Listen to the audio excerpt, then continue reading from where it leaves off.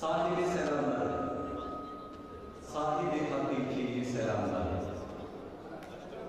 önünü, ardını, sağını ve solunu selamlar. Levlake sırrının mazharını selamlar. Validesini, Hatice validemi, Fatıma validemi selamlar. Mikdadı, Ammar'ı, Hilal'i, Yasir'i radıyallahu anh selamlar. Ve Taif-i Ecinli'yi, onların müminlerini, Müslümanlerini selamlar. Ve sizleri selamlar. Kaşgar'dan Saraybosna'ya, Medine'den İstanbul'a, derdi, davası hilal olan ve müminlerin istikbali olan Doğu Türkistan davasını sırtlanmış, dert edilmiş kıymetli Hazirun'u selamların en güzeliyle selamlar. Esselamu Aleyküm ve Rahmetullah. Sayın Bakanımız, parlamentolarımızın değerli temsilcileri, akademisyenlerimiz, sivil toplum kuruluşu temsilcilerimiz, kanaat önderlerimiz, hanımefendiler, beyefendiler, Doğu Türkistan Marif ve Dayanışma Derneği ile Uluslararası Doğu Türkistan Sivil Toplum Kuruluşları Birliği'nin bu yıl 15.sini gerçekleştirdiği Dünya Doğu Türkistanlılar Kardeşlik Buluşması ve 6. Doğu Türkistan Milli Birlik Şurası vesilesiyle bir araya gelmiş bulunuyoruz. Bugün bu anlamlı buluşma vesilesiyle vaktinden feragat eden, çok uzun yollar aşıp burada bizimle birlikte olan kıymetli misafirlerimize şükranlarımızı arz ediyoruz. Hoş geldiniz, şeref verdiniz. Hazreti Yunus, gelin tanış olalım, işi kolay kılalım buyuruyor. Dünyanın farklı coğrafyalarına yayılmış Doğu Türkistanlılar ve Doğu Türkistan'da kalbi bir atanlar her yıl bu vesileyle bir araya geliyor ve tanışıklıklarını artırıyorlar. İşbirliklerini ne şekilde yapacaklarıyla alakalı istişarelerini paylaşıyorlar ve Doğu Türkistan'ın istiklalini inşallah ve istikbalini nasıl inşa edebiliriz? Çin'in tasavvufundan kurtarabiliriz?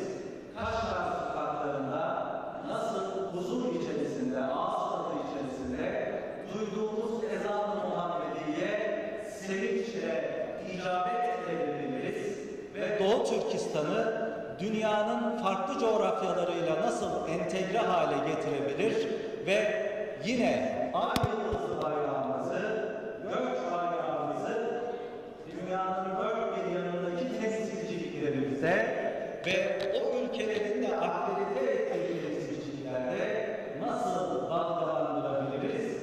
Bunun derdini, bunun davasını ortaya koyarak 6 yıldır şuramızı gerçekleştiriyoruz.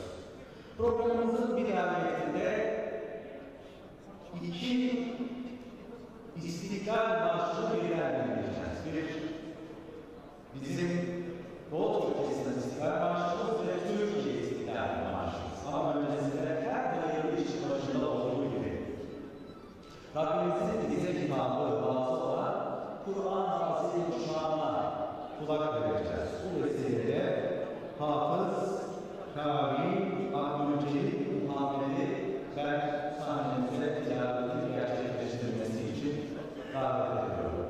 Allah Teala ve Tekaddes Hazretleri Kur'an Fasihi Şan'da şöyle buyuruyor. Estağfirullah, Bismillah. Ve idâ kuliyel Kur'an festemi'ûne ve anzitû a'alekum turhamûn. Sadakallâhu l-azîm. Kur'an okunurken susun ve dinleyin. Umulur ki rahmet olunuz. Buyurun muhtemelen.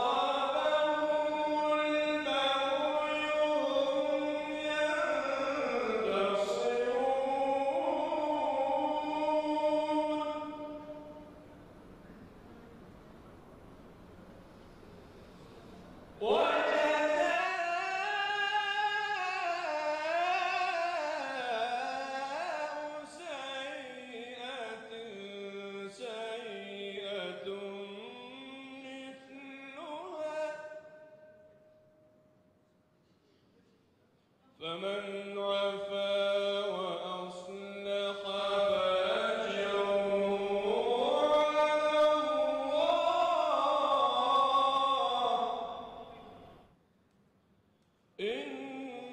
إنه لا يحب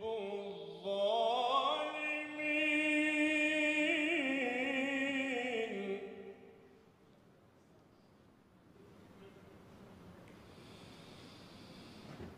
والذين يجتنبون كبائر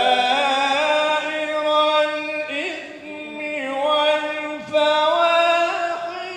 وإذا ما غضبوا هم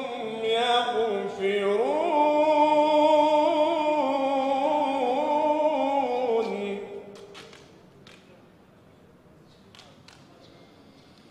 والذين استجابوا لربهم وأقاموا الصلاة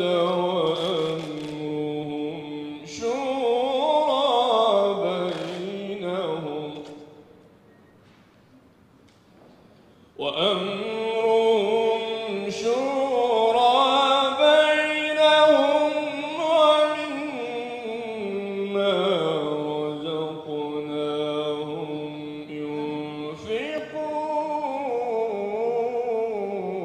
ينفقون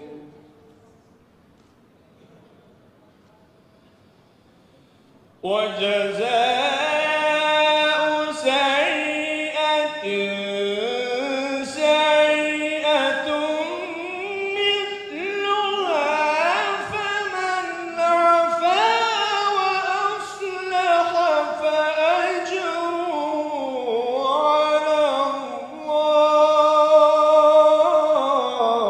الله إنه لا يحب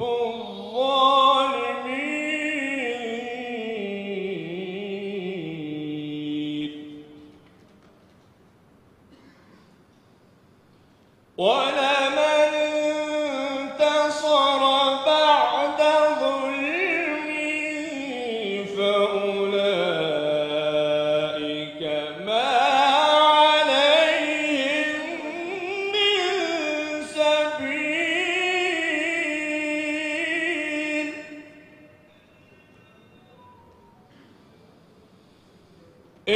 إنما السبيل على الذين يظلمون الناس ويبغون في الأرض بغير الحق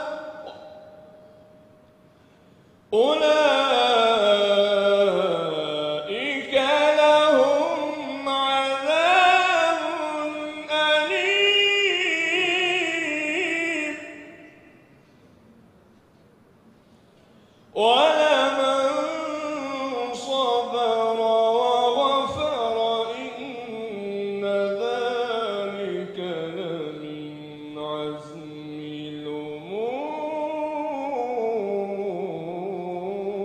الأمور بسم الله الرحمن الرحيم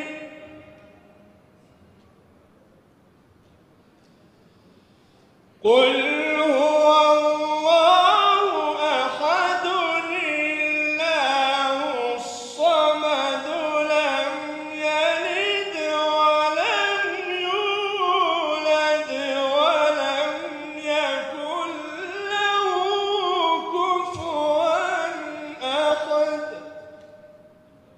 لم يلد ولم يولد ولم يكن له كفوا أحد صدق الله العظيم سبحان ربك رب العزة عما يصفون وسلام على المرسلين والحمد لله رب العالمين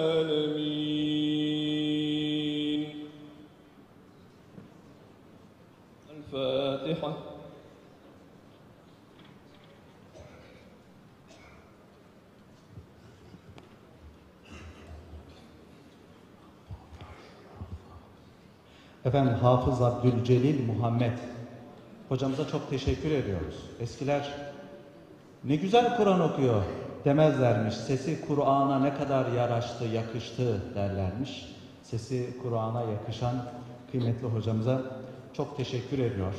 Değerli Hazirun'u İstiklal marşlarımızı okumak için ayağa davet ediyorum. Buyurun muhterem efendim. Fadla.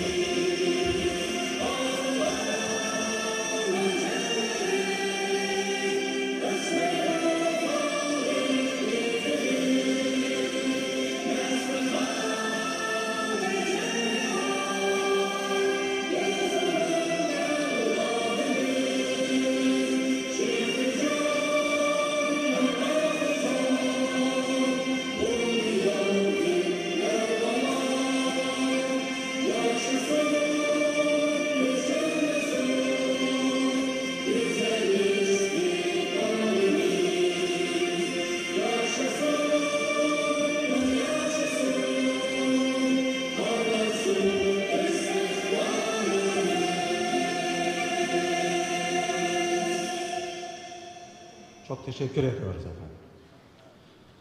Sayın Bakanımız, saygıdeğer Hazirun, programımızın açılış konuşmasını gerçekleştirmesi, Doğu Türkistan Marif ve Dayanışma Derneğimiz ile Uluslararası Doğu Türkistan STK'lar Birliği'nin gerçekleştirdiği bu programın kapsamını sizlerle paylaşması için değerli başkanımız Sayın Hidayet Oğuzhan Beyefendi'yi kürsüye davet ediyorum. Buyurun efendim.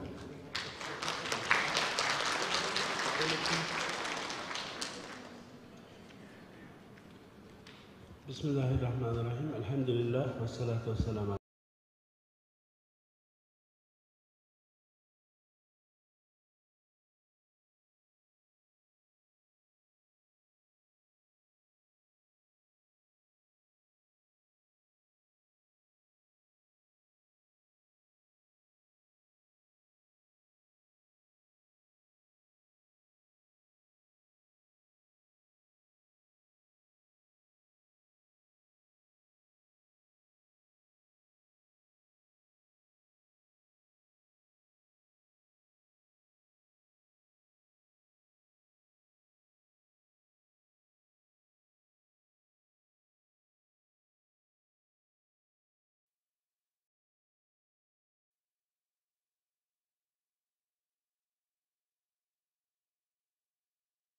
Doğu Türkistan davasını daha da güçlendirmek için bu çağın bu konjonktürün ve dünya genelinde siyasi arenada Doğu Türkistan halkının umut ve arzularını elde etmek için Doğu Türkistan halkının 74 senedir çektiği bu esaret, zulüm ve işkenceden, karanlıktan kurtarmak için bağımsız bir Doğu Türkistan'ı kavuşmak için layıkıyla hareket edebilecek kapasiteyi kavuşturmak için teşkilatlarımızı ve diasporamızı geliştirmek arasında kardeşlik ve dayanışmayı pekiştirmek için başlattığımız bu kardeşlik buluşması son bu 6 sene içerisinde Doğu Türkistan davasının dünya gündeminde yerinde çok önemli bir yer tuttu ve Çin'le alakalı bütün ülkeler arasındaki görüşmelerde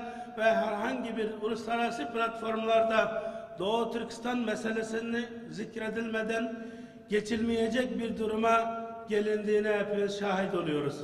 Ve bu vesileyle Doğu Türkistan meselesi her ne kadar dünya gündeminde bir yer tutmuş olsa dahi birçok ülke, başta Türkiye'miz olarak siyasi partilerimizin Doğu Türkistan meselesi üzerindeki hassasiyetleri ve gündeme getirmesi, Türkiye Dışişleri Bakanlığı ve hatta Cumhurbaşkanı'nın BM'de Doğu Türkistan meselesini gündeme getirmiş olması ve birçok ülkenin Doğu Türkistan'da işgalci Çin'in soykırım ve başka soykırıma varacak kadar zulüm ve istibdadın artılmasına rağmen bütün bu destek ve dünya gündeminin oluşması Doğu Türkistan davasının ciddi bir anlamda netice elde etme açısından yeterli olmadığını gördük.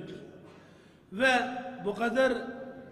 bu kadar ses getirmesine rağmen dünyanın birçok ülke parlamentosunda Doğu Türkistan'da Çin'in soykırım yürütmekte olduğu, soykırım cinayetin işlemekte olduğu gerçeğini haykırılsa bile görüyoruz ki Çin Doğu Türkistan'daki 40 milyon Doğu Türkistanlı Türk Müslümanın yok edilmesi açısından ve oradaki soykırım politikalarının icrası açısından herhangi bir gerileme görmüyoruz. Halkımız hiçbir şekilde en ufak bir kendi insani hak ve hukukunu, vatandaşlık haklarını Doğu Türkistan'ın asıl varisleri olma gerçeğiyle Doğu Türkistan'daki haklarını elde edemediğini görüyoruz. Bu nedenle bu son 5 sene içerisinde bütün dünya genelindeki teşkilatlarımız, bütün diasporadaki halkımız, büyükten küçüğe, çocuktan kadına, erkek, bütün herkes bu geçmiş 6-7 sene içerisinde ciddi bir şekilde adeta bir ayaklanma şeklinde diasporada herkes haykırdı ve çok ciddi bir şekilde çalışma yürütüldü. Bu bugünkü burada yapmakta olduğumuz Milli Birlik Şuramızın esası bu 15 sene içerisinde yaptığımız teşkilatlanmalar dünya genelinde Allah'a şükürler olsun çok iyi bir şekilde organize olundu ve teşkilatlarımız bir seviye kazanmış durumda.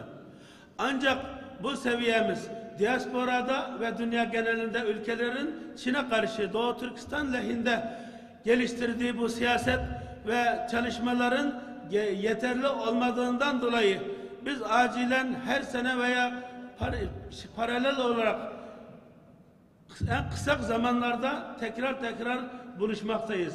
Bunun asıl nedeni Doğu Türkistan'ın bugünkü bu sıkıntılardan Çin'in özellikle İslam dünyası olan ilişkili, derinleşen ilişkiler Doğu Türkistan'daki zulüm ve soykırım icraatlarının daha da hızlanmasına, daha da güç katmasına vesile olmaktadır.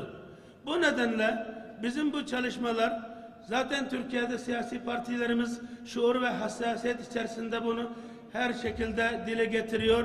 Ancak bu yetmiyor. Batı'da ciddi bir şekilde Doğu Türkistan'la ilgili çalışmalar var. Ancak İslam dünyasının Doğu Türkistan meselesi üzerinden İslami ve insani kardeşlik sorumluluğu içerisinde kendi mesuliyetini eda etmedikçe Çin'in Doğu Türkistan'daki zulmü, oradaki insanların yok edilmesine yönelik başlattığı toplu soykırım politikası daha da şiddetlenecektir.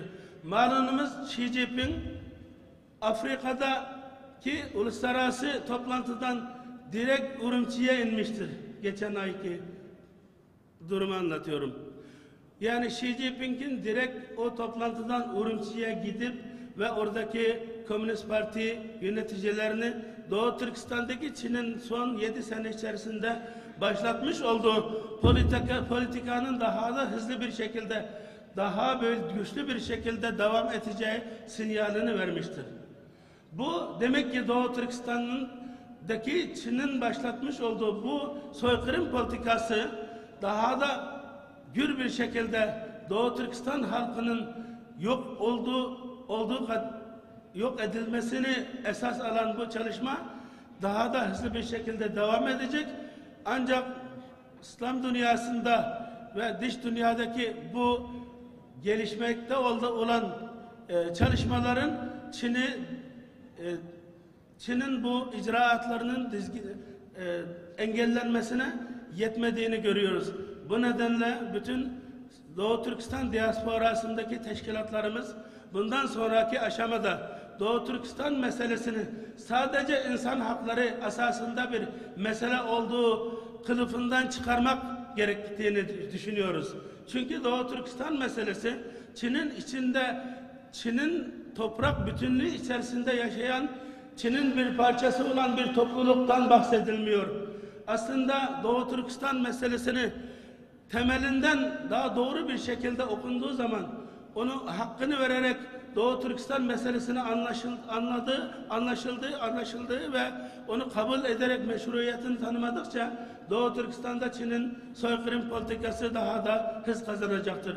Doğu Türkistan hiçbir zaman Çin'in bir parçası olmamıştır. Doğu Türkistan halkı etnik açıdan, kültür açısından, hiçbir açıdan tarihi ve hiçbir noktadan Çin'le bağdaşan, Çin'le birleşen, Çin'in bir parçası olduğunu göstermemektedir. Bu nedenle Doğu Türkistan tarihten beri kendi egemen devletleri ile, beylikleri ile kendini idare eden hür bir topluluktu. Doğu Türkistan halkı son olarak 1933'te, 1944'te tekrar iki Doğu Türkistan Cumhuriyetlerini kurarak bugünkü Türk İslam dünyasında devletçilik sisteminde yeni bir anlayışla hem milletin İslami itikadını hem milli kimliğine esas alan bir devlet sistemini ortaya koyduğundan dolayı bugünkü bu arkamızda bulunan gök bayrak, bugünkü bu davamızın tapusu olan bu gök bayrağın bize armağan ettiği sorumluluk ise bizim bu hakkı dünyaya tanıtmak, Doğu Türkistan'ın Çin'in işgal altına girmiş olan, işgal altındaki bir toprak statüsünün, bütün toplumların, bütün ülkelerin, devletlerin, dünyadaki uluslararası bütün platformların Doğu Türkistan'ın işgal edilmiş bir toprak olduğu meşruiyetini tanıtmak birinci amacımız olmalıdır. Ve bu dolayısıyla Doğu Türkistan'daki bu zulüm hiçbir zamanda geri çekilmemiştir. Çin sürekli bu icraatlarını farklı isimlendirerek bugün toplama kampı ise yarın başka kültürel inkılap adı altına çeşitli politikalarla Doğu Türkistan halkını Çinlileştirmek için 2050 Çin rüyasına ulaşmak için Doğu Türkistan gibi Çin dahil 10 ülke ile sınırları olan, yeraltı ve yerüstü zenginlikleriyle dolu olan ve Çin'i dış dünyaya, batıya ulaştıran karayoluyla İpek Yolu denen bu projenin esasını teşkil eden, omurgasını teşkil eden çok önemli jeopolitik, jeostratejik bir topraktan bahsediyoruz. Bunun için Doğu Türkistan'da Çin herhangi bir siyasi veya silahlı Çin'e karşı bir eylem, mücadele olmadığı halde silahsız masum insanlara yönelik tek taraflı bir savaş başlatmış durumda. Bunun için Doğu Türkistan meselesini dünya gündeme getirirken Doğu Türkistan'ın işgal toprağı olduğu bu meşruiyetin tanınması için zorlamak zorundayız. Çin'in alıştığı bu 30 sene içerisinde sürekli insan hakları, Çin'in içerisinde yaşayan bir topluluk politikası esasında bir hareket yürütmemeliyiz. Tabii ki Çin'in Doğu Türkistan'daki bu soykırım ve insan hak ihlalleri, cinayetlerini her fırsatta gündeme getireceğiz ve buna Çin'e baskı yapacağız. Ancak Doğu Türkistan meselesi Çin'den kurtulmadıkça, Doğu Türkistan'da halkın iradesi tecelli etmedikçe, Doğu Türkistan'da bir bağımsız bir devlet kurulmadıkça, Çin'i oradan kovmadıkça, Doğu Türkistan halkı her 10 senede yeni bir siyasi politikayla, yeni bir soykırım politikasıyla ezilecektir ve yok olacaktır. Bu son 6 sene içerisinde milletimizi, çocuklarını ana evlerinden alarak milyonlarca çocuğu şu an Çinlileştirmiş bir vaziyette onlar elde kendi terbiyelemektedir. Yani milyonlarca kız ve gençlerimiz Çin'e sürgün edilmektedir. Çinlileştirmek için Doğu Türkistan'a Çin yerleşim politikası çok ciddi boyut kazanmaktadır. Dolayısıyla eğer buna mani olunmazsa Doğu Türkistan en kısa 10 sene içerisinde Doğu Türkistan demografisi tamamen değişip orada Doğu Türkistan diye bir şey olmayacak. Bunun için bütün İslam dünyası, devlet, Türkiye Cumhuriyetler, siyasi partiler ve herkesi bu konuda bizim Doğu Türkistan meselesinin doğru görünüşüyle Doğu Türkistan'ın işgal edilmiş toprak statüsünde muamele ederek bizim ne istediğimizi, Doğu Türkistan halkının ümit ve arzuların ne olduğu esasında bir çözüm arayışı içerisinde olmalı diye düşünüyorum ve herkese teşekkür ve minnetlerimi sunuyorum. Selamun Aleyküm.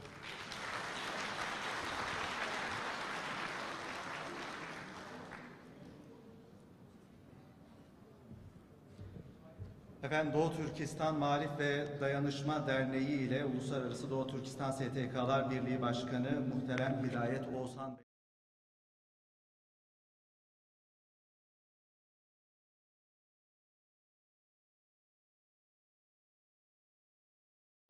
Doğu Türkistan'da yaşananları, Doğu Türkistan için yapmamız gerekenleri bize hatırlatacak bir görüntü diziniyle sizleri baş başa bırakacağız.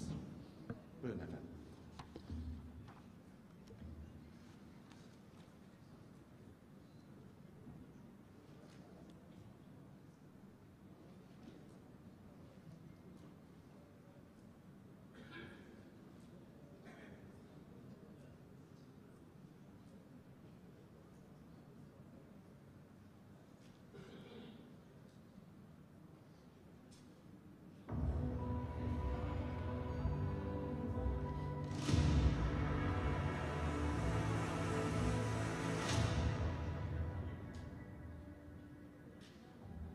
Tarixdan beri bu aziz zamanda ikki narsa o'zgarmay davomlashib keldi.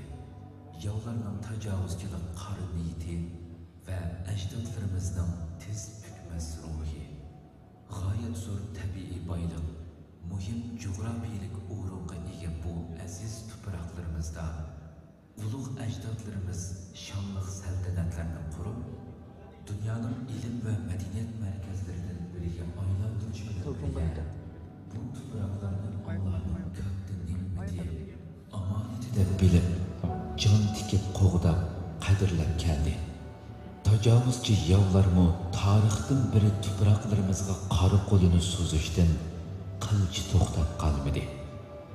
Yaqinqi davrda ishg'oliyatchi Xitoy qonliq bostirishlar bilan sonsizlagan yo'lboshchilarimizni, olimlarimizni, bahodirlarimizni bizdan ayirdi. Ve bu arqılık bizni mangulik qul qila olamiz deb ham xiyol qilishdi.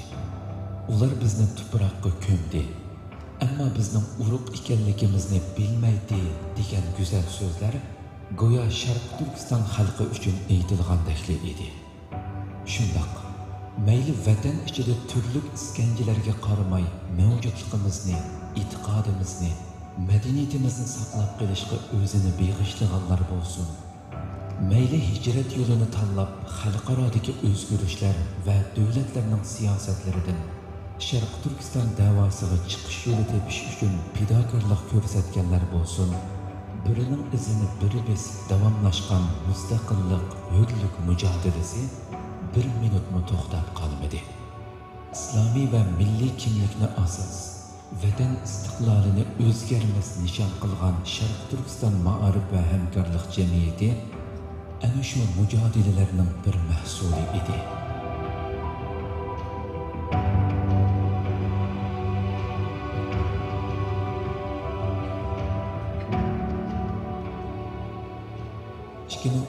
Yılı qurilgan Ma'arif jamiyati har qaysi sohalarda aktiv xizmat qilish bilan birga qarindoshlik, ittifoqlik, hamkorlikni kuchaytirish maqsadida 2009-yili iyul oyida tunji qatim dunyo Sharq Turkistonliklar qarindoshlik uchrashishini boshladi. Ammo dal shu kunda Urumchi qirg'inchiligining xabari yetib keldi va qarindoshlik uchrashishi Xitoyga qarshi namoyishga o'zgartirilib, unutilmas xotiraga aylandi. 2017-yili Sharq Turkiston Ma'arif va hamkorlik jamiyati boshchiligidagi qarindosh tashkilotlar o'rtaq hamkorlik asosida Xalqaro Sharq Turkiston tashkilotlar birligini qurib chiqdi va siyosat, axborot, ma'arif, inson haqlari, ijtimoiy yordam, ayollar xizmatlari qatorliq o'xshamagan sohalardagi bo'shliqlarni to'ldirib, Turkiya boshchiligidagi ko'plagan davlatlarda texnik unumli keng doiralik xizmat qilishga boshladi. 2018-yili qarindoshlik uchrashishi bilan mos qadamda tunji qatimliq Sharq Turkiston Milliy birlik shurosi ro'yobga chiqdi va har yili o'z qarorida muvaffaqiyatli o'tkazilib, yildan yilga kengayib va mukammallashib bordi. Bugun 15-yiliga qadam qo'ygan dunyo Sharq Turkistonliklar qarindoshlik uchrashishi va 6-yiliga qadam qo'ygan Sharq Turkiston Milliy birlik shurosi Sharq Turkiston davosidagi muhim ahamiyatga ega bir xalqaro munbar bo'lish sifati bilan yillardan beri ko'plagan mutaxassislarni, olim ulamolarni, tashkilot rahbarlarini va jamoat arboblarini o'rtaq nishon uchun fikrlashish, plan tuzish, qaror chiqarish va harakatga o'tish markazilik rolini o'tab keldi. Navbatda Xitoy rejimi qattiq yumshoq kuchlaridan foydalanib, dunyoning barliq bulung pushqoqlariga o'z ta'sirini kengaytirish bilan birga Sharq Turkistondagi zulmni tasavvur qilg'usiz darajada kuchaytirib, ochiq oshkora irqiy qirg'inchilik yurgizmoqda. Sharq Turkiston davosi uchun mujodala qilayotgan tashkilotlar, shaxslar vatanimizning, xalqimizning halqiliq bir tarixiy paytda turayotganligini, bu sababdan butun diqqatni, xizmatlarni, kuch-quvvatni birdan bir qutulish yo'li bo'lgan mustaqillik mujodalasiga qaratish kerakligini, ishg'oliyatchi Xitoyga qarshi o'rtaq safda vaqt va zehn isrofchiligidan, xato qadamlardan, behuda tanash tortishlardan eng zo'r darajada saqlanish kerakligini, Xitoyning tarixda o'xshash yo'q zulmi, kundan kunga g'aljirlashayotgan fashistlik tuzumi, butun dunyoga salbiy ta'sir ko'rsatayotgan zulmgarlik harakatlari uning yiqilishayotgan halokatidan sharh bermoqda. Sharq Turkiston davosi o'xshamagan xiristlarga duch kelish bilan birga tug'ilayotgan turli fursatlar bizning davlatchilik qadamiga moddiy va ma'naviy jihatdan tayyor bo'lishimizni taqozo qilmoqda. Ana shu maqsad nishonlar bilan davomlashayotgan dunyo Sharq Turkistonliklar qarindoshlik uchrashishi va Sharq Turkiston Milliy birlik shurosi mustaqillik mujodalamizning kelgusi yo'nalishini, strategik planlarini, muhim hamkorliklarni o'ttirg'a chiqaradigan, Xitoyning yuragiga nashtar bo'lib sanchiladigan bir xalqaro munbar bo'lish sifati bilan texmo unumlik, texmo xayrli natijalarga vasila bo'lsin.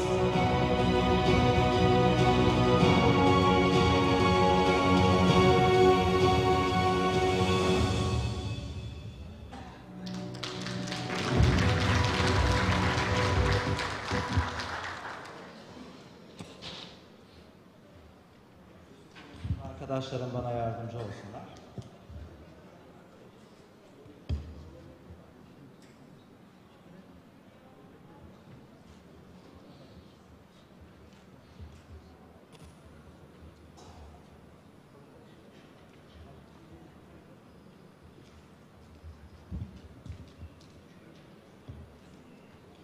Videoda emeği geçen arkadaşlarımıza, İstiklal TV'ye çok teşekkür ediyoruz.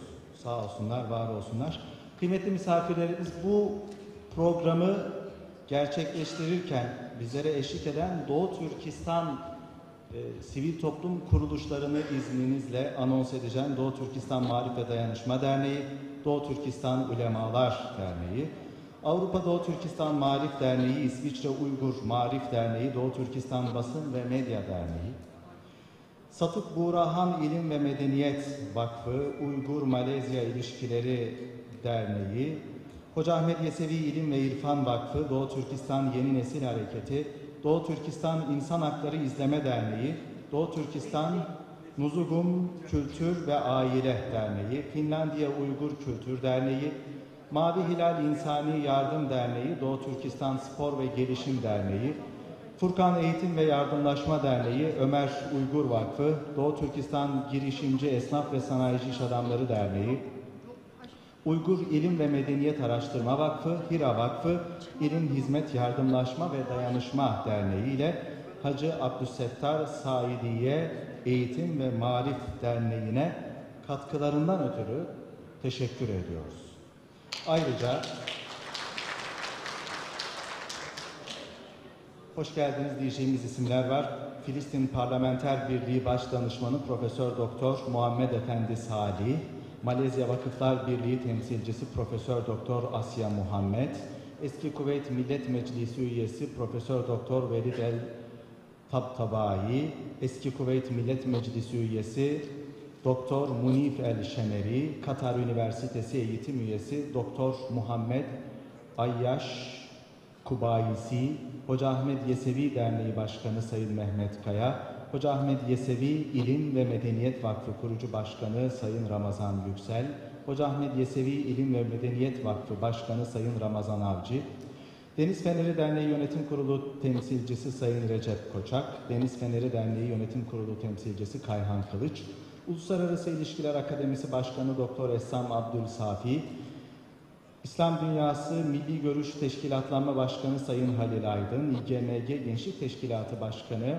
Sayın Eyüp Han Baştu, MTDB Genel Sekreteri Sayın Tahsin Başarı, Genç İDSB Genel Başkanı Sayın Furkan Alperen Sonkaya, İstanbul Üniversitesi Medeniyet Üniversitesi Öğretim Üyesi Sayın Doktor Kadir Temiz, İbn Haldun Üniversitesi Öğretim Üyesi Sayın Profesör Doktor Yaşar Sarı, Meclis of İstanbul Muslims Yönetim Kurulu Üyesi Sayın Ahmet Bagalagel, Meclis of İstanbul Müslim Yönetim Kurulu Üyesi İlham İbrahim, Ülke Ocakları Genel Başkan Yardımcısı Sayın Deniz Güzelay, Alperen Ocakları İstanbul İl Başkanı Sayın Emir Faruk Uzunpınar, Saadet Partisi İstanbul İl Başkanı Sayın Ömer Faruk Yazıcı, Kanaat Önderi Sayın Erkin Altekin, Kazak Türkleri Eğitim ve Araştırma Vakfı Genel Başkanı Sayın Faruk Aksel, Afganistan Türkleri Uluslararası Sosyal Yardım Derneği Başkanı Sayın Fazıl Ahmet Sönmez, Afganistan Dernekler Federasyonu Başkanı Sayın İzzetullah Sadat, Afgan Türk Dostluk Konseyi Başkanı Sayın Ramazan Yurttaş, Kazak Türkleri Vakfı Başkanı Sayın Celal Kahruman, Afganistan Türkiye Dostluk Konseyi Kurucu Başkanı ve Kanaat Önderi Sayın Celal Şahap, Türkistan Elleri Eğitim ve Yardımlaşma Derneği Genel Sekreteri Sayın Nur Ahmet Yurttaş, efendim az kaldı, özür diliyorum. Afganistan Türkmen STK'lar Birliği Başkanı Sayın Aslan Türkmen, Afganistan Türkmenleri Derneği ve Dünya Türkmenleri Vakfı Başkanı Fehmi Işık, Avrasya Türk Dernekleri Federasyonu Başkanı Sayın İsmail Cengiz, İstanbul Üniversitesi Öğretim Üyesi Sayın Ömer Kul, Doğu Türkistan Gençlik Derneği Genel Başkanı Sayın İlham Turanlı, Doğu Türkistan Vakfı Genel Başkanı Sayın Muhittin Can Uygur, Doğu Türkistan Gençlik Derneği Onursal Başkanı Sayın Tibet Yüce Türk, Sayın Mehmet Ersarı, Kırgız Türkleri Kültür ve Dayanışma Derneği Genel Başkanı Sayın Abdülmetin Keskin, Dünya Uygur Kurultayı Vakfı Başkanı Sayın Abdülhamit. Hoş geldiniz dediğimiz isimler bunlar. Kürsüye davet edeceğimiz isimler olacak fakat Şöyle konuşma listem önümde. 24 ismi kürsüde ağırlayacağız. 24 misafirimiz size hitap edecek, Hazirun'a hitap edecek, selamlama konuşması yapacak. Ben ayet-i kerimede, tilavette şuranın öneminden bahsetti. Hocamız Kur'an-ı Kerim tilavetinde şuranın önemini anlatan ayetleri seslendirdi. Ben bir mini şura yapıp size danışmak istiyorum. Kürsüdeki misafirlerimiz kaçar dakika konuşsa 24 ismi dinlesek acaba? 1 dakika mı Sayın Cumhurbaşkanı Başdanışmanı? Sayın Ahmet Selim Köroğlu Beyefendi 1 dakika dedi. Biz bunu 2,5 dakika desek uygun düşer mi efendim? 3 diyelim. Hadi 3 diyelim. 3 dakika sonra ben kürsüde yanınızda size böyle tatlı tatlı bakar olacağım. Şimdiden arz ediyor, affınıza sığınıyorum ve Doğu Türkistan'daki protokol şöyledir. En büyük protokol en önce çıkar. Türkiye'de de en büyük protokol en sonra çıkar. Biz bir ismi Doğu Türkistan protokolüne göre davet edeceğiz. Doğu Türkistanlı kanaat önderi, kıymetli büyüğümüz Abdülkadir Yapcan geliyor. Alkışlarınızla buyurun efendim.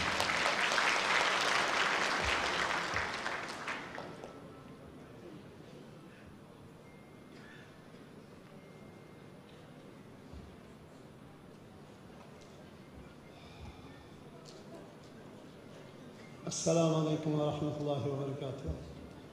Bismillahirrahmanirrahim. Elhamdülillahi Rabbil Alemin. Ve la akibetu lil muttakin. Ve salatu ve selamu ala Resulihi ve alihi ve ashabihi ecmaîn. Bismillahirrahmanirrahim. Ya eyyühellezine amenu. La tettehuz aduvi ve aduvveke ve evliya tulqûne ileyhim bil meveddeti ve kad kefer bima ca'akum minel hak. Kardeşler, biz gibi bir baktık şunu. Biz bir yer toplaştık ki asası iki nesil asker bütümün. Bu toplantı, bu yığının, kardeşlik uçuruştan bugün bu seferdeki, bu nöbetteki anı vaksidi iki temin asası şaha bulundu. Anı mezbunu. Biri Xitay bilen boğan Şarkı Türkistan ve Türkistan halkının mücadelesi. Yani Xitaylarımızın aralıkımızdaki mücadele, köreş, ziddiyet nime? Anı menba nime zaten? Nime için biz Xitaylarla mücadele kılıvatımız, Xitay nime için biz bile mücadele kılıvatımız. Xitay nime için Şarkı Türkistan halkını Cungo tüfürkünün bir kısmı değil mi? Nime için Şarkı Türkistan halkını Cungo halkı değil mi?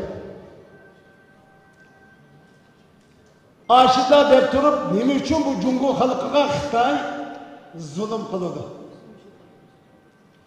Nime için Cungo tüfürkü deydi? Biz Xitaylarımızın zade anı ziddiyetimiz nime? Bu mesele tamamen aydınlaştırılmış doğru geldi.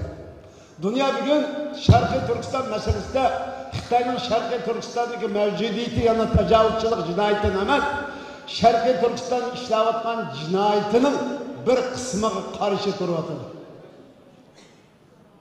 Yani bunu Şarkı Türkistan işleyen cinayetlerini, Xitay'ın işleyen cinayetlerini şu nasıl merkezleştirdi. Yani Şarkı Türkistan'daki insani kırgınçılık ve insaniyet karşı cinayet, ırkı kırgınçılık diyen iki cümleyi merkezleştirdi arkadaşlar. Nime için Xitay bu cinayeti Şarkı Türkistan halkı işleydi? Bu Cungo halkı değil. Nime için Xitay işlemeydi? Bunun da şunu görüyoruz bu değil ki Şarkı Türkistan halkı Cungo halkı emas. Şarkı Türkistan coğrafya tüfürkü Cungo tüfürkü emas. Bugün biz Xitay'a hiç kandak koral kişi, hiç kandak emni faaliyet kılmay durup Xitay'ın öldürüşüge, kırgın kılışga, zulüm kılışga, mal mülkümüzü bulap geçişten hemimiz makul deyiş arkalık bugün Şarkı Türkistan davası halkaralaştı. Bu kıtın 78. nöbetlik Birleşken Devletler Teşkilatı yığınıdan hürmetli, muhterem Cumhurbaşkanımız Erdoğan bu mesele ortaya koydu. yeterli olmasa mı bugün nazaket sütü o şekilde oturup koydu. Bunun için Allah'a da rahmetimizi bildiririz ve teşekkürümüzü bildiririz. Amerika prezidenti bunu Şincan degan isim bilan bunu çoğu nazaket şekilde meydan keltirdi. Ya da layıkıdır olmasa bularga Allah'a teşekkür etimiz. Yani bundan şunu görüyoruz ki Şarkı Türkistan meselesi günden günge terakki kılıp halkara alışıvatkanlığını görüyoruz. Dünya bugün Şarkı Türkistan meselesinde şunu demek için Xitay zulmünü toktatsa bu tufrak Xitay tufrakı aslında kalsa biz bu mesele mucda geliştirip Xitay'ın Şarkı Türkistan zulmünü toktaşı tufrak Xitay'ın çoğu tufrak olup kalışını şekilde bir taraf kılışını arzu kılmakta. Bu da bulmaydı. Xitay'ın işlevetken cinayeti bu ketirlik emez. Xitay komünistlik tecavüzçülük Şarkı Türkistan diyarı tecavüz kılıp besip kirgendir. İşgal kılanın biri Xitay diyardaki cinayetini to'xtatmalı. Şunun için Şarkı Türkistan halkı bir narsa isteydi. O bolsa mı bugün Xitaylarımızdan ağırlıkımızdaki ana ziddiyat Xitay'ın şinşişa yani kök nur çigirisinden Şarkı Türkistan tüpürkü tecavüz kılganlık bu cinayetine karşı duruş asası maksat kıldı. Tüpraklı tutulduruş, Xitay'ın Şarkı Türkistan'ın mevcudiyetini yok kılış, yani siyasi ve herdi mevcudiyetini hatim bir şey arkalık, tüpraklı tutulduruş arkalık Şarkı Türkistan halkının İslami kıymet karışını asas kılan bir devletin kuruş arkalıklam çoğu barlık insan hukukları, kişilik hukukları kapaletli oldu. Bunun başka yol hiç kanlarına çok karkılmaydı. Şunun için biz şunun herkasını şunu deyimiz ki birinci Şarkı Türkistan meselesinden tüprak meselesi kendiki. Yani Xitay'ın tüprak tecavüz kılış cinayetine karşı yolluk, kanunluk hareket kendikini konuşunlar ve itiraf kılışınlar.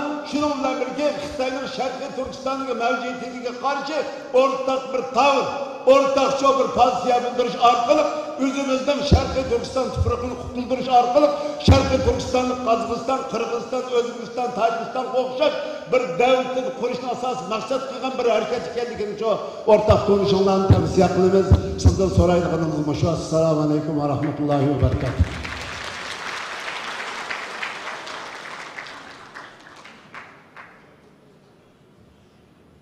Muhterem büyüğümüz Abdülkadir Yapçan hocamıza çok teşekkür ediyoruz. Efendim aramızda Malezya Müslüman Gençlik Hareketi Başkan Vekili Muhterem Enver İsmail Beyefendi var. Konuşacaklar, yani biz konuşma sırası için kendilerine talepte bulunduk. Selamlarını ilettiler. Biz de selamlarını sizlerle paylaşıyoruz. Katar Üniversitesi eğitim üyesi Muhterem Doktor Muhammed Eyyaş Kubeysi büyüğümüzü sizlere hitap etmeleri için davet edeceğim. Zannediyorum az evvel kalktılar. Doğru mu? Tamam. Avrupa İslam Konseyi üyesi Muhterem Doktor Haysem bin Haddad büyüğümüzü kürsüye davet ediyorum. Buyurun muhterem efendim.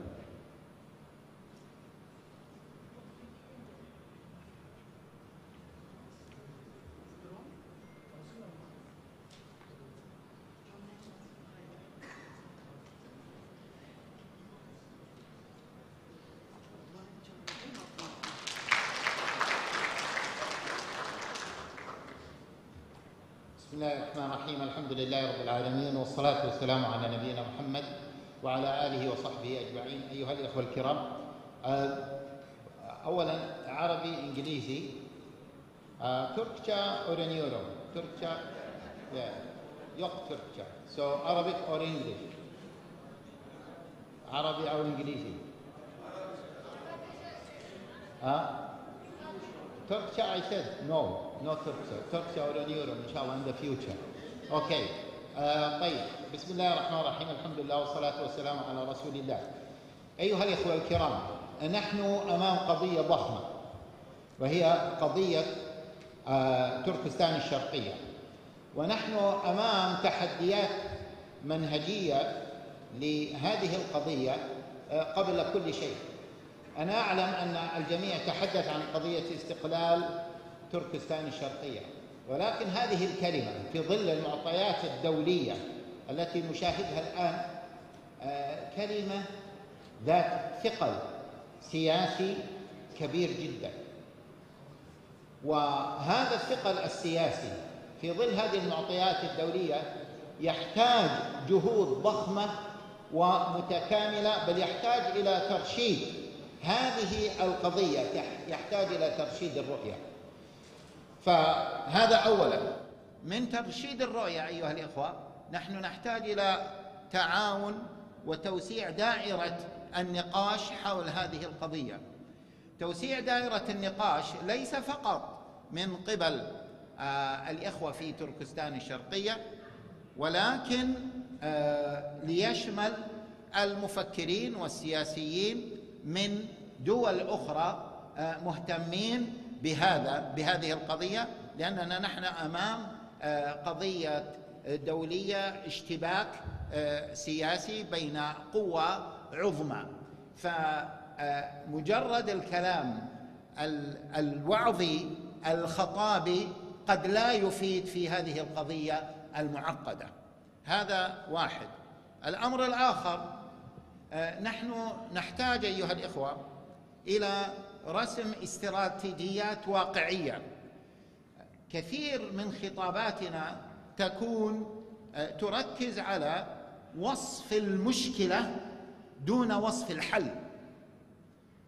كثير من خطاباتنا تركز على وصف المشكلة وتكون مشحونة عاطفيا بوصف المشكلة دون الحديث عن وصف الحل. ووصف الحلول هو القضية الأصعب في أي قضية نواجهها، سواء في قضية فلسطين، في قضية تركستان الشرقية، في غيرها من القضايا. أدعو الجميع من هذا المنبر، وهذا الحقيقة خطوة إيجابية لم تكن قبل سنوات، وهذا مما يدل على أن الأمة المحمدية تستيقظ، وأن الأمة تسير بإذن الله تعالى نحو الأهداف العليا التي أرادها الله جل وعلا لها: كنتم خير أمة أخرجت للناس. هذه خطوة بإذن الله تعالى يتلوها خطوات، لكن كما ذكرت من قبل نحن نحتاج إلى ترشيد الخطاب، نحن نحتاج إلى توسيع دائرة المشورة. والله جل وعلا يقول: واعتصموا بحبل الله جميعا ولا تفرقوا. نحن نحتاج إلى البعد عن الخطابات الوعظية الخطابية إلى رسم استراتيجيات واقعية تضع الاشتباكات الدولية المعقدة في الحسبان. نسأل الله جل وعلا التوفيق للجميع، وصلى الله وسلم وبارك على نبينا محمد وآله وصحبه أجمعين.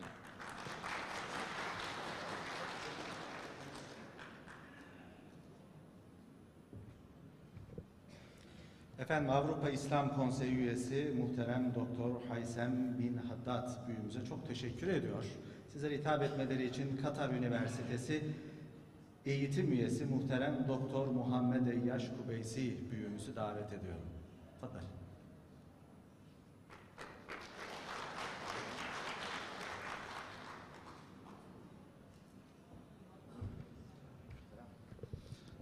Esselamu Aleyküm ve Rahmetullahi ve Berekatuhu. Elhamdülillah. Ve salatu ve selamu ala seyyidina Muhammedin Resulillah. Ve ala alihi ve sahbihi ve men valah. Ama ba'd. فحينما تسألني من أنا بلغة القرآن وبمفهوم الأمة. أنا من بغداد، أنا من قطر، أنا من اسطنبول، أنا من مصر، أنا من القدس، أنا من الجزائر، أنا من تركستان، أنا أولا وأخيرا ابن مكة والمدينة، وأن هذه أمتكم أمة واحدة.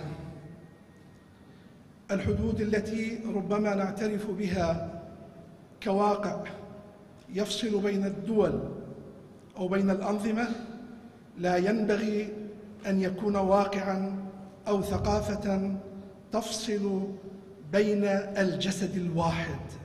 فنحن جميعنا جسد واحد. هكذا قال حبيبنا المصطفى عليه الصلاة والسلام: مثل المؤمنين في توادهم وتراحمهم وتعاطفهم مثل الجسد الواحد إذا اشتكى منه عضو تداعى له سائر الجسد بالحمى والسهر، أو كما قال عليه الصلاة والسلام. هذا القلب عجيب، في هذه اللحظات تمتزج فيه مشاعر الحزن ومشاعر السعادة. مشاعر الحزن لما نسمع من أخبار إخواننا الذين يتعرضون لهذا الاضطهاد الشنيع، حرب الهوية، حرب الإبادة، الاحتلال الذي يتناغم أيضا مع الظلم العالمي لهذا الشعب العريق الأصيل، شعب تركستان. وبنفس الوقت هنالك جذوة من الأمل، من السعادة. كيف لا وأنا أرى إخواني من كل أقاليم وبقاع الأمة الإسلامية يتعاطفون مع إخوانهم، ونسمع هذه الكلمات التي تعيدنا إلى الحل الحقيقي الذي ينتظرنا وننتظره، فلا حل إلا بالإسلام. والسلام عليكم ورحمة الله وبركاته.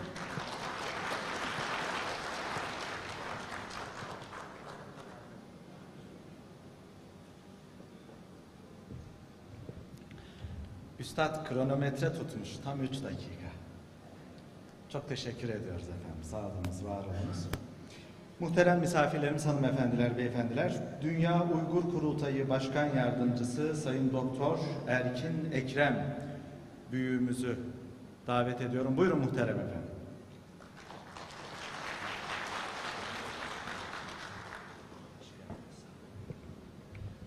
Selamun aleyküm. Bu toplantıya en baştan şu ana kadar katıldım. Onun için bu teşkilat reisleri için ve onun arkadaşlar için teşekkür ederim. Evet, bugün dünyanın farklı bir döneme girdik. Doğu Türkistan davası 2018'den bu yana uluslararasılaşmaya başladı. Ve Allah'ın lütfuyla bu 3-4 sene sürdü. Uluslararası ortamında biliyorsunuz bazı sorunlar bu kadar uzun sürmez. Ama sürdü. Doğu Türkistan meselesini 49'dan bu yana uluslararasılaştırması için nihayet hedefe ulaşmış oldu. Ancak bazı hazırlıklar ve bazı yetersizlikler, yani maddi ve insan kaynağı açısından yetersiz olduğu için bu yaratmış olan vaziyetten tam kapsamlı bir şekilde faydalanamadık. Bugün yeni bir döneme girdik. Artık gündemden yavaş yavaş uzaklaşıyor Doğu Türkistan meselesi. Uygur meselesi de keza o şekilde. Ancak Batı ile Çin arasındaki bu çatışma devam ettiği sürece Doğu Türkistanlılar için yine fırsatlar var. Bu açıdan bakıldığında yine yapılacak çok işler var ama geçmişe göre daha zor olacak, daha çok karmaşık bir durumlar olacak. Büyük işleri yapmak için büyük insanlara ihtiyacımız var. Yetişmiş olan insanlara ihtiyacımız var. Yani tecrübe ve bilim dışında üzerinde tefekkür edebilen insanlara ihtiyacımız var. Yani eski bir Türkçe tabiriyle yani idraki kabiliyetine erişmiş olan insanlara ihtiyacımız var. Hem dünyayı tanıyabilen, hem Türkiye'nin, hem Orta Asya'nın, hem Doğu Türkistan, hem Çin'i tanıyabilen insanlara ihtiyacımız var. Fakat bu yetersiz olduğunu, bu 2018'den bu yana bunu gördük. Şimdi yeni bir zor döneme girdik. Bu döneme karşı böyle bir toplantının yeniden bir tertip etmesi ve bunun üzerinde bazı müzakereler tartışmalar yapılmasıyla birlikte yeni bir yol, yeni bir siyaset yapılması açısından bu toplantı büyük bir vesile oluyor. Bu açıdan bu toplantıyı tertip eden, bunu bizi hepimizin bir araya getiren Doğu Türkistan bu Muharifler Cemiyeti ve onun birçok destekleyen teşkilatlar, Başkan Hidayetullah ve onun arkadaşlarına teşekkür ederim. Sağ olasınız, var olun.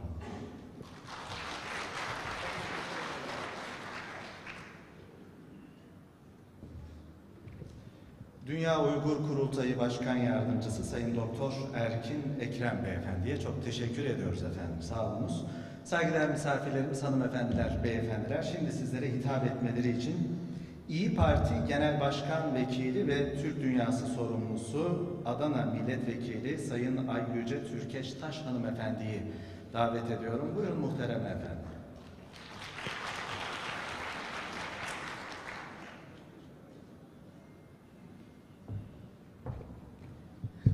Sayın Bakanım, Sayın Siyasi Parti temsilcileri, Sayın STK üyeleri, değerli akademisyenler ve dünyanın çeşitli yerlerinden Uygur davası için buraya gelmiş, burada bu davanın çözümü için kafa yormaya gelmiş, emek harcamaya gelmiş siz değerli hazırım. Hepinizi saygıyla selamlıyorum. Öncelikle Sayın Genel Başkanım Meral Akşener'den hepinize selam getirdim, onu iletmek istiyorum. Daha sonra da bu kürsüye gelmem vesilesiyle şu isimleri burada zikretmenin önemli olduğunu düşünüyorum ve bunları vurgulamak istiyorum. Altay Kartalı Osman Batur, bağımsızlık mücadelesi lideri Hoca Niyaz Hacı, Doğu Türkistan'ın ilk Cumhurbaşkanı Mehmet Emin Buğra, bu davanın dünyada bilinmesini sağlayan Yusuf Alptekin ve ömrünü Türk dünyası davasına adamış babam Başbuğ Alparslan Türkeş'i rahmetle anıyor, ruhları şad olsun diyorum. Ayrıca buradan Doğu Türkistan başta olmak üzere bugün hem kendi memleketi Doğu Türkistan'a hem de bütün Türklerin vatanı Türkiye'mize girişi kabul edilemeyen Rabia Kadir'e selam yolluyorum. İlham Tohti'nin şahsında Çin tarafından hukuksuz uygulamalarla özgürlükleri elinden alınan tüm aydınlarımıza, Çin'in zulüm kaplarındaki bütün soydaşlarımıza selam yolluyorum. Kaşgar'dan İstanbul'a, dünyanın neresinde bu kutlu milletin evladı varsa onlara da selam yolluyorum ve diyorum ki Türkiye'nin önderliğinde bu zulüm durdurulmalı ve o maddi manevi kutsal topraklar dünyadaki saygın konumunu elde etmelidir. Şahsım ve partim de bu davanın sonuna kadar takipçisi olacaktır. Bunu bir kez daha dile getirmek istiyorum. Hepinizi saygı ve sevgiyle selamlıyorum.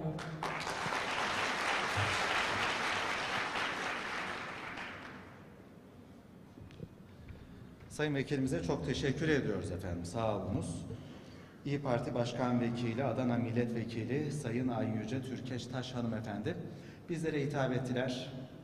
Kıymetli misafirlerimiz, şimdi sizlere hitap etmeleri için Kanada Doğu Türkistan Federasyonu Başkanı Muhtereme Rukiye Turduş hanımefendiyi davet ediyorum. Buyurun efendim.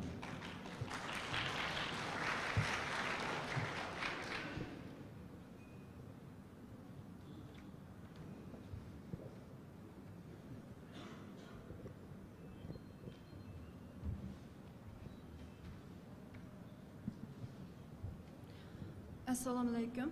Aldı bilen bu muhim konferansını uyuşturgan Teşkilatlar Birligiga ve barliq organize qiluvchilarga köpten köp rahmat.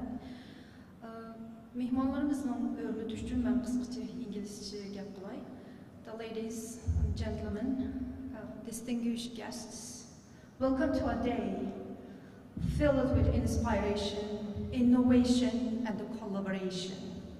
Thank you very much for each of your participation to this conference dedicated to the East Turkestanian nation who is suffering under China's illegal occupation and ongoing genocide. Together today we embark on a journey of knowledge, sharing and discuss together how to fight for the freedom of East Turkestan. We are chosen people by Allah for this noble cause, and we should be very privileged about that. And I feel very grateful. Thank you very much for everyone again, and let's make this conference unforgettable experience. Thank you.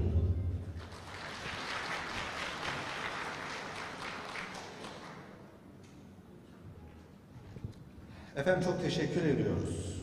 Doğu Türkistan, Kanada Doğu Türkistan Federasyonu Başkanı Muhtereme Rukiye Turduş hanımefendi bizlere hitap ettiler. Şimdi izninizle sizlere hitap etmeleri için İGMG Teşkilatlanma Başkanı Sayın Halil Aydın Beyefendi'yi davet ediyorum. Buyurun muhterem efendim.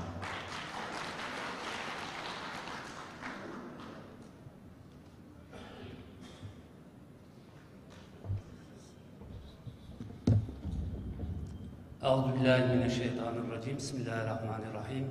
Elhamdülillahi Rabbil alemin. Ve salatu ve selamu ala Resulina Muhammedin ve ala alihi ve sahbihi ecmaîn.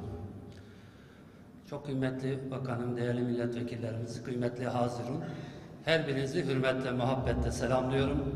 Allah'ın selamı, rahmeti, bereketi üzerinize olsun. Değerli kardeşlerim, malumunuz İslam Toplum Milli Görüş Teşkilatları olarak Avrupa'da Doğu Türkistanlı kardeşlerimizin her zaman yanında oluyoruz, olmaya da devam edeceğiz. Ben bugün fazla sözü uzatmak istemiyorum. Başta İslam Toplum Milli Görüş Teşkilatlarımızın Genel Başkanı Cemal Ergün hocamızın buradaki hazırına selamlarını iletmek istiyorum. Ve bugün burada yapmış olduğumuz bu şuranın hayırlara vesile olmasını Cenab-ı Hak'tan niyaz ediyor. Her birinizi hürmetle, muhabbetle selamlıyorum. Esselamu Aleyküm ve Rahmetullahi ve Berekatuhu.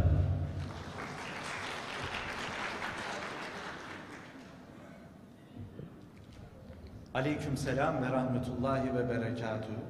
Konuşma sürelerini ortalama olarak aşağıya çeken değerli konuşmacılarımıza ayrıca teşekkür ediyoruz efendim. Sağ olunuz, var olunuz. Şimdi sizlere hitap etmeleri için ya da ifademi değiştireyim. Doğu Türkistan'da ne oluyor, ne yaşanıyor bir canlı şahidi olarak yahut o zulme maruz kalmış bir kardeşimiz olarak sizlere hitap etmeleri için Gülbahar Celilova hanımefendiyi davet ediyorum. Buyurun.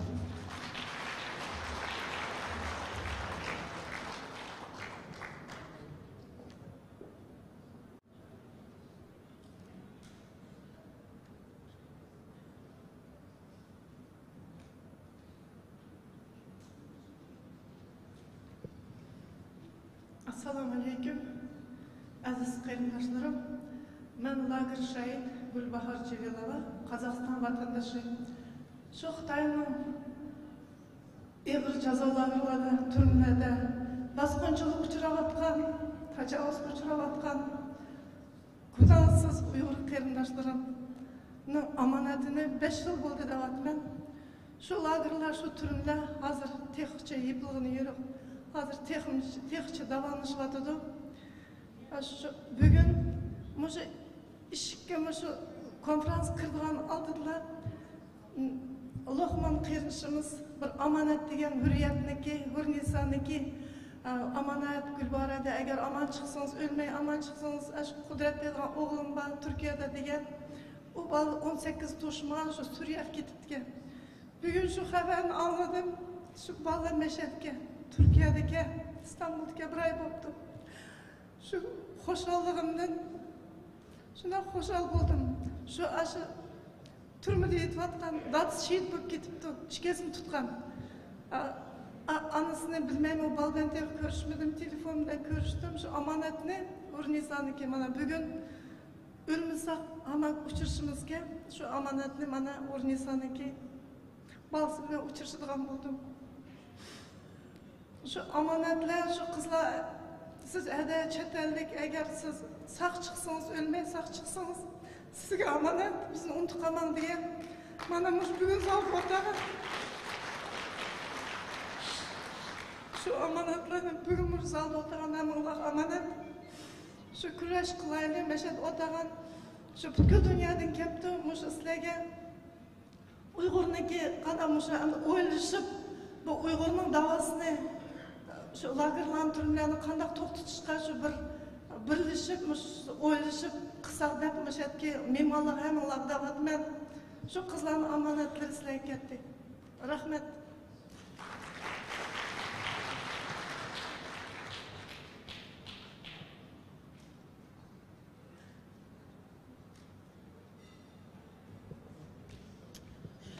Çok teşekkür ediyoruz.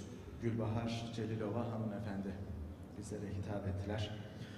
Sayın Bakanım, kıymetli misafirler, şimdi sizlere hitap etmeleri için kıymetli bir büyüğümüzü, kanaat önderi muhterem Erkin Alptekin büyüğümüzü davet ediyorum. Buyurun muhterem efendim.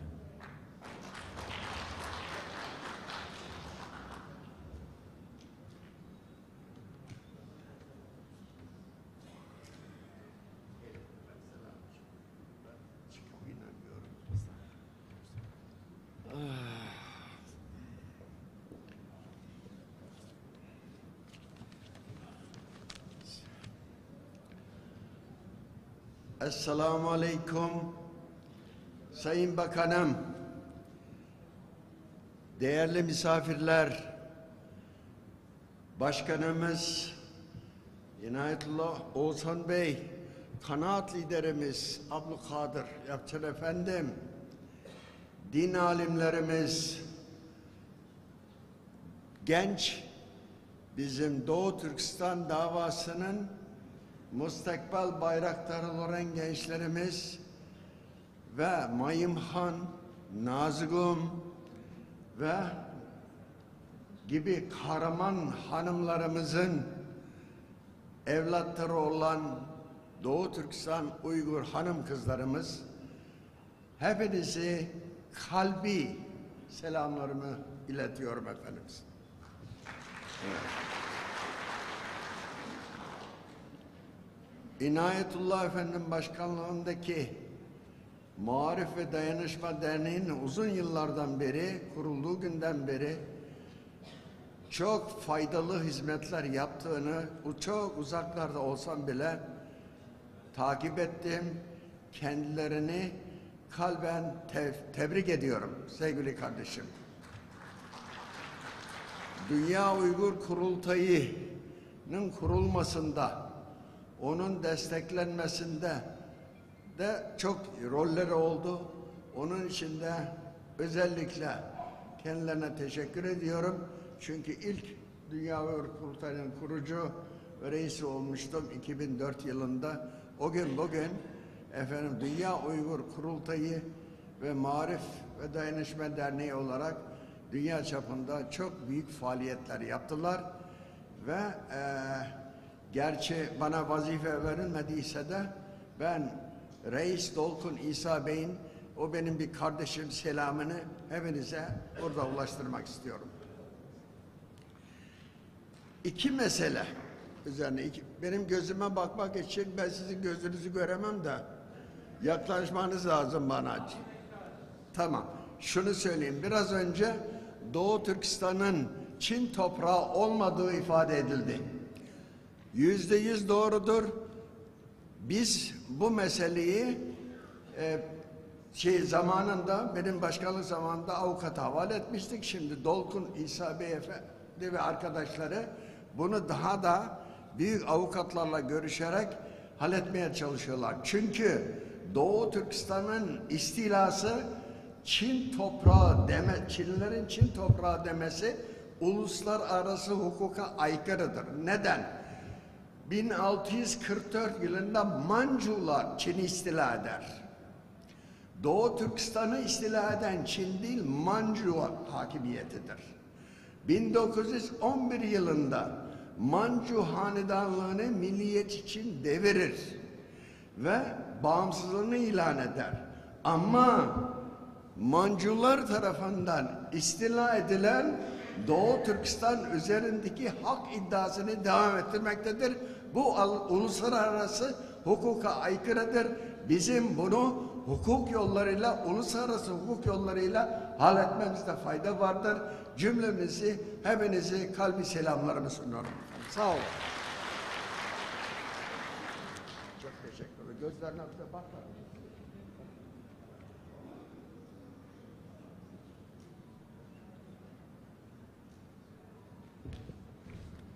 Efendim çok teşekkür ediyoruz. Muhterem Erkin Alptekin büyüğümüz bizlere hitap ettiler. Şimdi konuşmalarını yapmaları için Kuzey Makedonya İslam Dini Birliği Genel Sekreteri Muhterem İrsal Yakubi büyüğümüzü sahneye davet ediyorum, kürsüye davet ediyorum. Bu esnada özür dileyerek 35 Adana Ceyhan Diyarbakır 530 plakada aracın bulunduğu yerden acilen kaldırılmasını istirham ediyorum. 34 Adana Ceyhan Diyarbakır 530.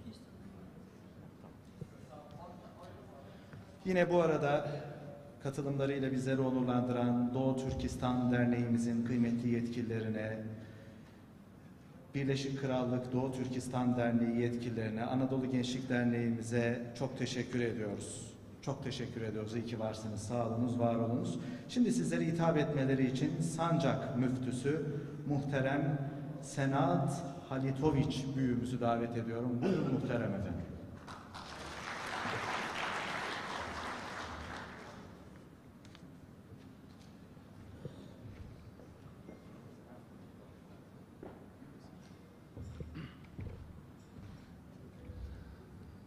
أعوذ بالله من الشيطان الرجيم بسم الله الرحمن الرحيم الحمد لله رب العالمين والصلاة والسلام على خير خلق محمد وعلى آله وصحبه أجمعين السلام عليكم ورحمة الله وبركاته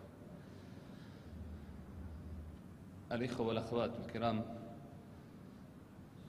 أنا يعني أتابع ما يحصل ويحدث في تركستان الشرقية للأسف ولكن قدرنا واحد أنا آتيكم من سنجك إقليم في صربيا في حدود مع بوسنا وكوسوفو وجبل الأسود ولكن نحن بشانك أو بوشناك وما حصل في بوسنا قبل 30 سنة وقتل أكثر من 100,000 مسلم ودمر أكثر من 1300 مسجد وقضية بوسنا ما انتهت حتى الآن ولكن ما يحدث في تركستان الشرقية أكثر وأصعب وأحزن مما حصل في بوسنا وأي مكان في الدنيا وأنا أتمنى وأرجو من الله أن هذه مرحلة جديدة كما تفضل الأستاذ نائب رئيس لبرلمان يعني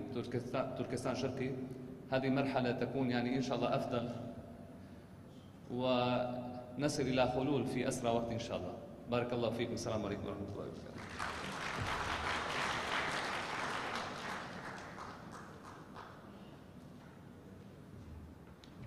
Aleykümselam ve rahmetullah. Çok teşekkür ediyoruz efendim. Sizlere hitap etmeleri için Sırbistan İslam Cemaati Marif Genel Müdürü Muhterem Bayezid Niceviç büyüğümüzü davet ediyorum. Buyurun efendim.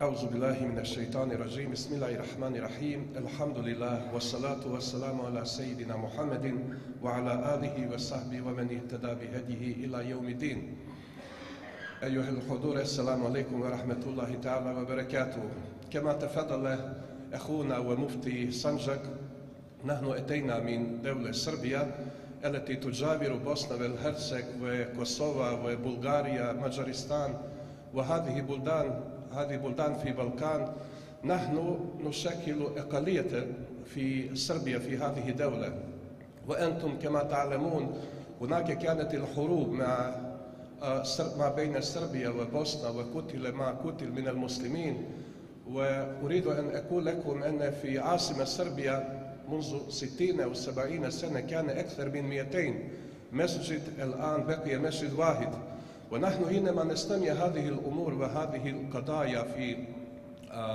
تركمانستان الشرقية نحن نفهمكم ونقول لكم نحن أمة واحدة الله سبحانه وتعالى قال في كتابه الكريم إنما المؤمنون إخوة والرسول صلى الله عليه وسلم أخبرنا أن المسلم أخو مسلم، وهذه قضية ليست قضيتكم فقط، هذه قضية الأمة كما تفضل أخونا من الكويت. نحن كلنا يعني في قلوبنا هذه مشكلة، ولا أشك أن وراء هذا المؤتمر هناك هيئات التي تفكر وتنظم وتنظر كيف نحل هذه المشكلة. واعلموا أن المسلمين في صربيا نحن أيضا في قلوبنا نحس هذه قضية، وإذا كان هناك أي حاجة يعني نحن نستطيع أن نساعد. نحن مع مفتي ومع يعني مجلس الشورى عندنا نستطيع ونريد أن نساعد ونحل هذه المشكلة إن شاء الله. بارك الله فيكم، وأنا أحترمكم جميعا لأنكم أتيتم حتى نهتم بهذه الأمور. وقال الرسول صلى الله عليه وسلم: ليس منا من لم يهتم بأمور المسلمين. السلام عليكم ورحمة الله وبركاته. شكرا.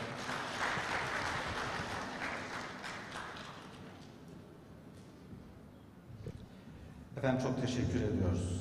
Sağ olunuz. Saygıdeğer hazirun, şimdi sizlere hitap etmeleri için Saadet Partisi Genel Başkan Yardımcısı Sayın Mustafa Kaya Beyefendi'yi davet ediyorum. Buyursunlar efendim.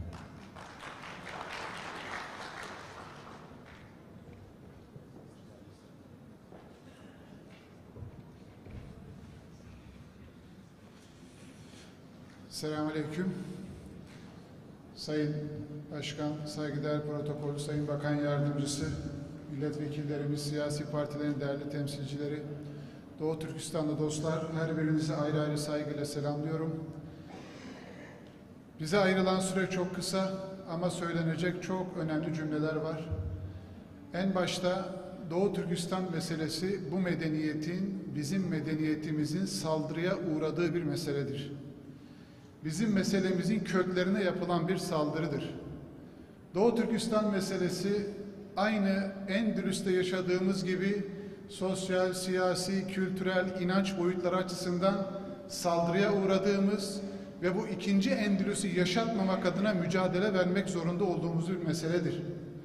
21. yüzyılda hem de iletişimin bu kadar ileri olduğu bir dönemde bir bölgede insanların toplama kamplarına alınarak oryantasyon adı altında Çinlileştirme politikalarıyla beraber inançlarının, kültürlerinin, camilerinin, her bir değerlerinin ayaklar altına alındığı ve bütün İslam dünyasının buna karşı dik duruş göstermesi gereken bir meseledir. Doğu Türkistan meselesi dengelere kurban edilen bir meseledir.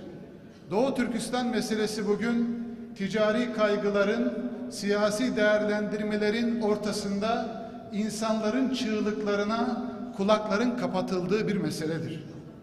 Bizim buradaki manzaradan gördüğümüz şu: siyasi partilerimiz farklı ama endişemiz aynı, kaygılarımız aynı.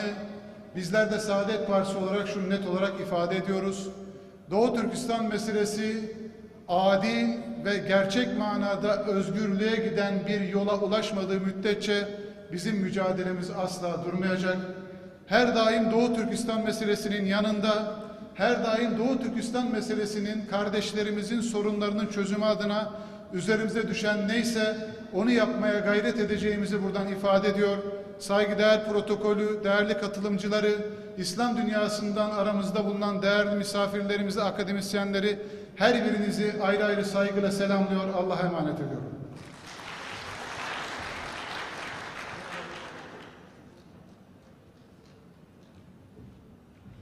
Efendim, Saadet Partisi Genel Başkan Yardımcısı İstanbul Milletvekili Sayın Mustafa Kaya Beyefendi bizlere hitap ettiler. Kendilerine teşekkür ediyor.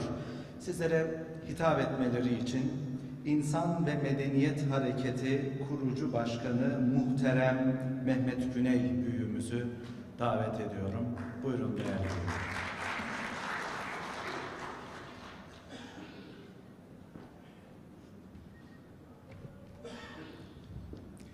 Bismillah, elhamdülillah, Allahümme salli ala seyyidina Muhammed. Çok değerli Hazirun'u saygı ve hürmetle selamlıyorum. Esselamu Aleyküm. Doğu Türkistan'ın özgürleşmesi için bu salonda toplanan tüm kardeşlerimi saygıyla selamlıyorum. Sizler bugün gerçekten çok önemli bir iş yaptınız. Biraz önce VTR'de de göründüğü gibi bu hizmeti hazırlayan arkadaşlarımızın adı İstiklal olunca Hidayet, İstiklal geliyor inşallah kardeşler. İstiklal geliyor inşallah. Fizikte bir kural vardır. Var olan yok olmaz diye. Bu aynı zamanda sünnetullah'tır. Eğer 1933'te Doğu Türkistan İslam Cumhuriyeti varsa, 1944'te Doğu Türkistan İslam Cumhuriyeti varsa, 2023'te ben adım gibi inanıyorum ki Doğu Türkistan İslam Cumhuriyeti geliyor Hidayet. Allah'ın izniyle gerek salondaki kardeşlerim, gerekse bu ülkeyi idare eden alnı secdeye gelen irade, kamu aklıyla, sivil toplumuyla birlikte Allah'ı şahit tutarak söylüyorum ki bu al bayrak asla bu gök bayrağı yalnız bırakmayacaktır inşallah. Değerli kardeşler, evet sıkıntımız var, toplantı kampları var, insan hakları ihlalleri var. Evet, Mekke'nin sıkıntıları ve Mekke'nin o badireler olmadan Medine gelmiyor arkadaşlar. Mekke'den sonra Medine gelecekse, devlet gelecekse sıkı durun, Doğu Türkistan özgürleşecek Allah'ın izniyle. Ve buna gerçekten inanıyorum. Eğer 1947 öncesinde Siyonist işgalci İsrail'in o yapmış olduğu kepazelikten önce orada bir İsrail yoksa bugün Filistin'in de özgürleşeceğine inanıyorum ben.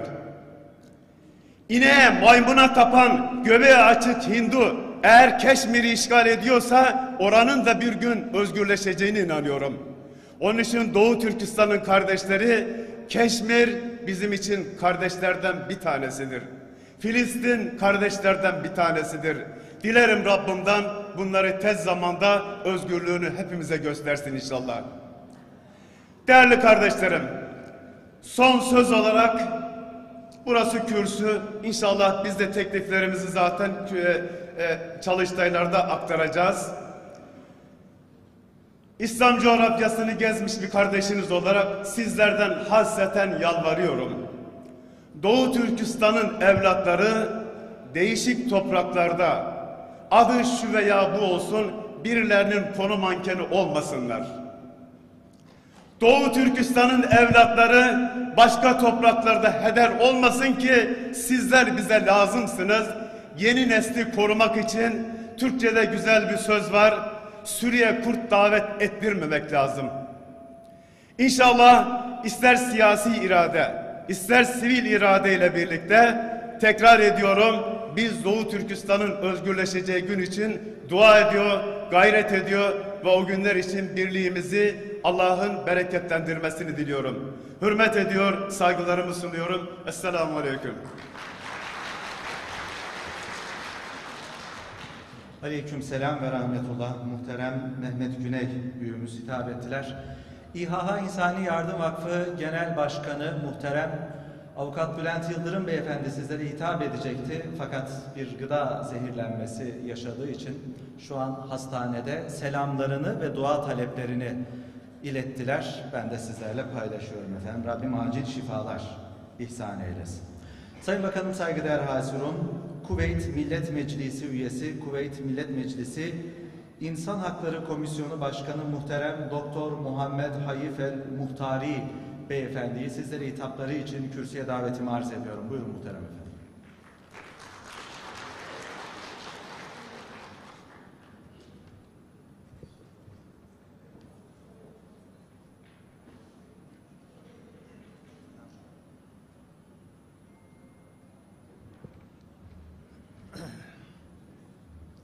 Esselamu Aleyküm ve Rahmetullahi ve Berekatuhu. أشكر الإخوة المنظمين لهذا المؤتمر من الإخوة في تركستان، وأشكر أيضا جميع من حضر لهذا المؤتمر وهذه القضية المهمة التي تهم كل المسلمين المهتمين بالشأن الإسلامي وبإخوانهم انطلاقا من قول الله جل وعلا إنما المؤمنون إخوة.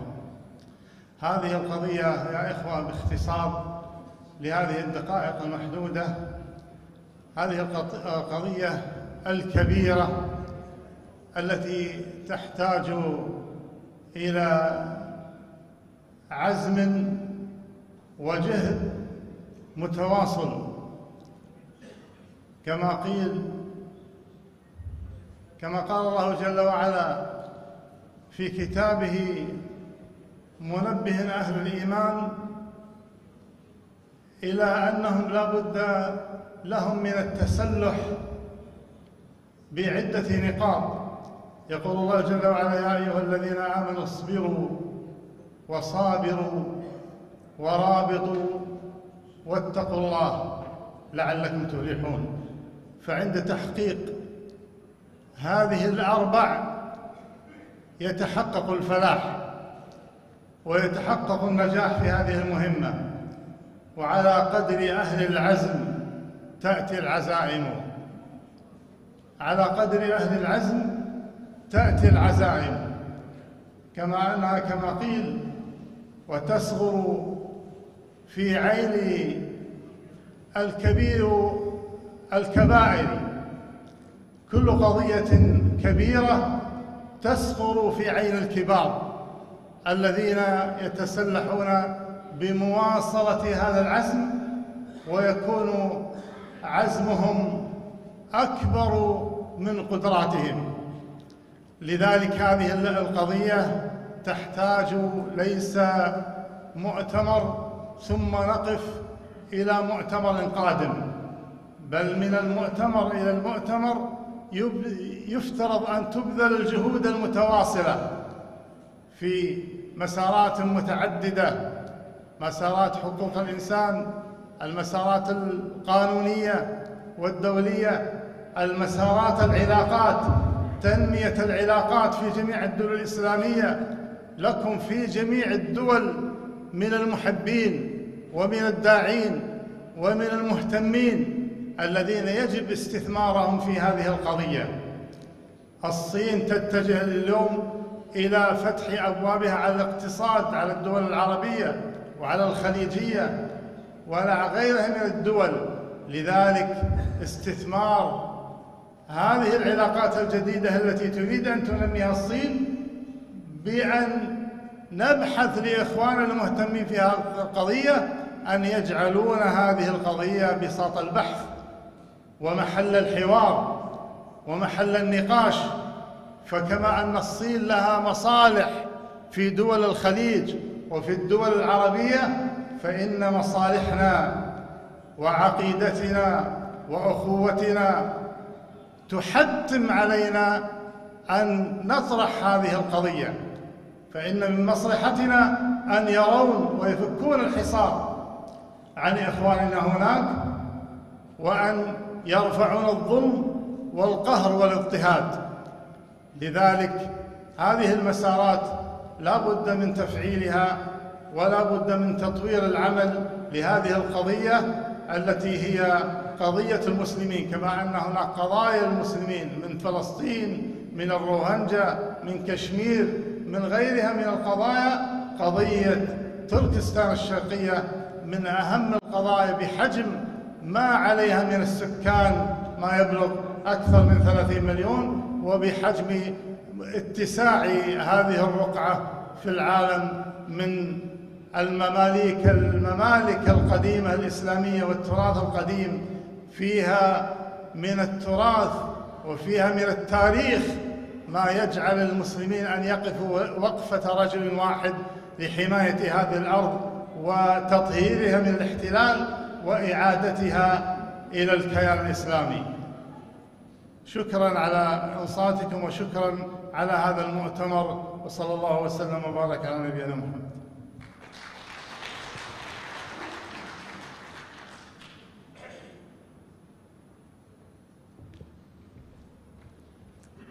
Kuveyt Millet Meclisi üyesi muhterem Doktor Muhammed Hayif El Muhtari beyefendi bizlere hitap ettiler.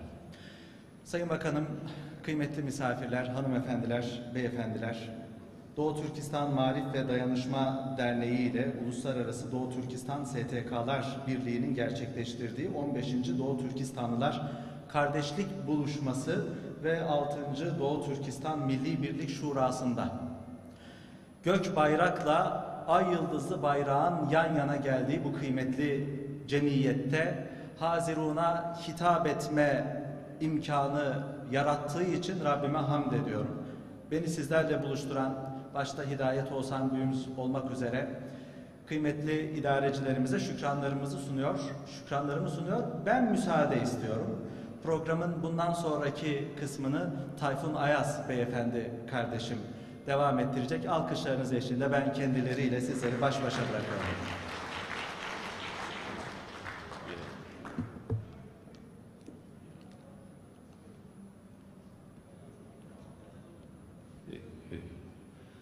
Efendim bir kez daha Nur Aktan Bey'e bu anlamlı konuşmalarından dolayı şükranlarımızı arz ediyoruz. Bir nöbet değişimi oldu.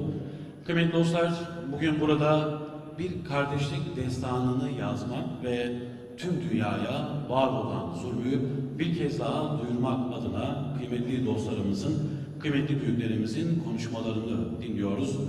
Bugünün anlam ve önemine binaen şimdi de siz kıymetli konuklarımıza konuşmalarını yapmak üzere Türkiye Cumhuriyeti Cumhurbaşkanlığı Cumhurbaşkanı Başdanışmanımız Sayın Ahmet Selim Köroğlu Beyefendi'yi huzurlarınıza davet ediyorum.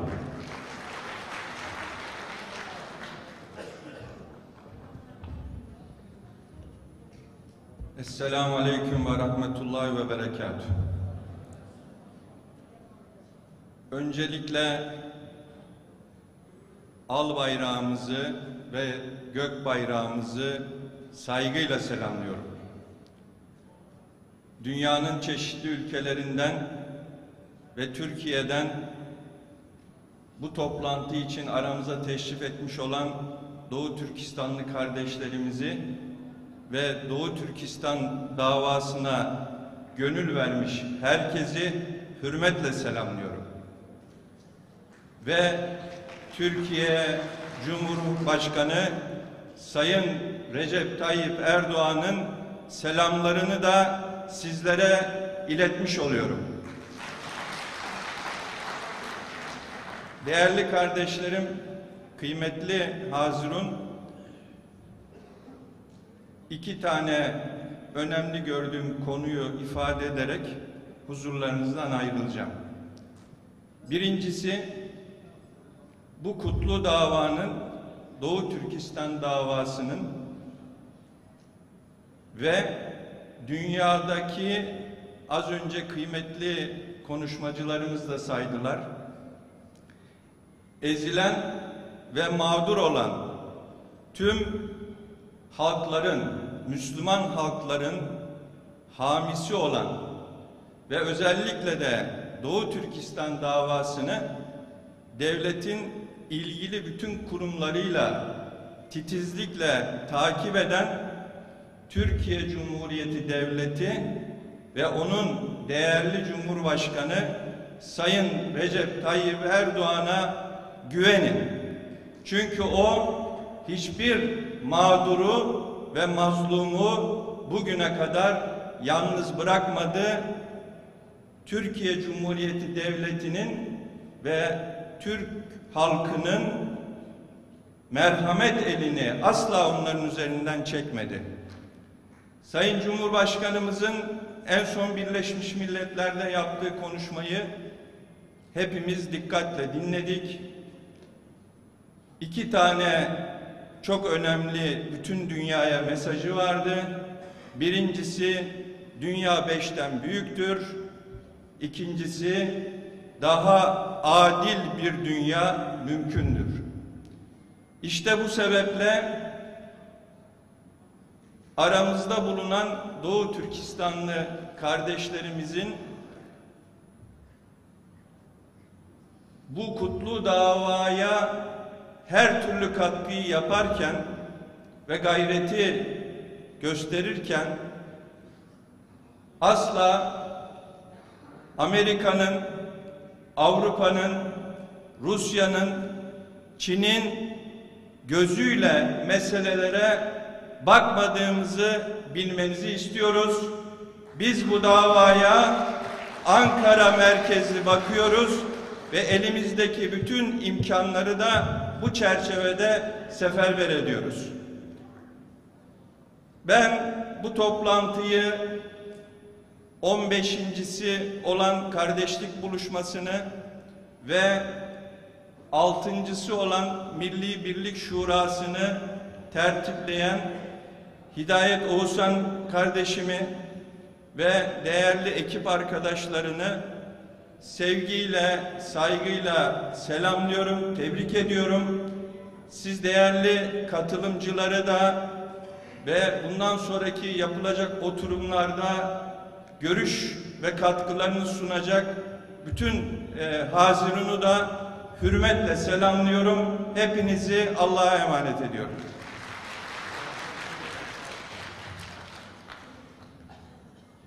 Efendim, bu meclis ifadelerinden dolayı Cumhurbaşkanımızın başdanışmanı Sayın Ahmet Selim Köroğlu Beyefendi'ye şükranlarımızı arz ediyoruz.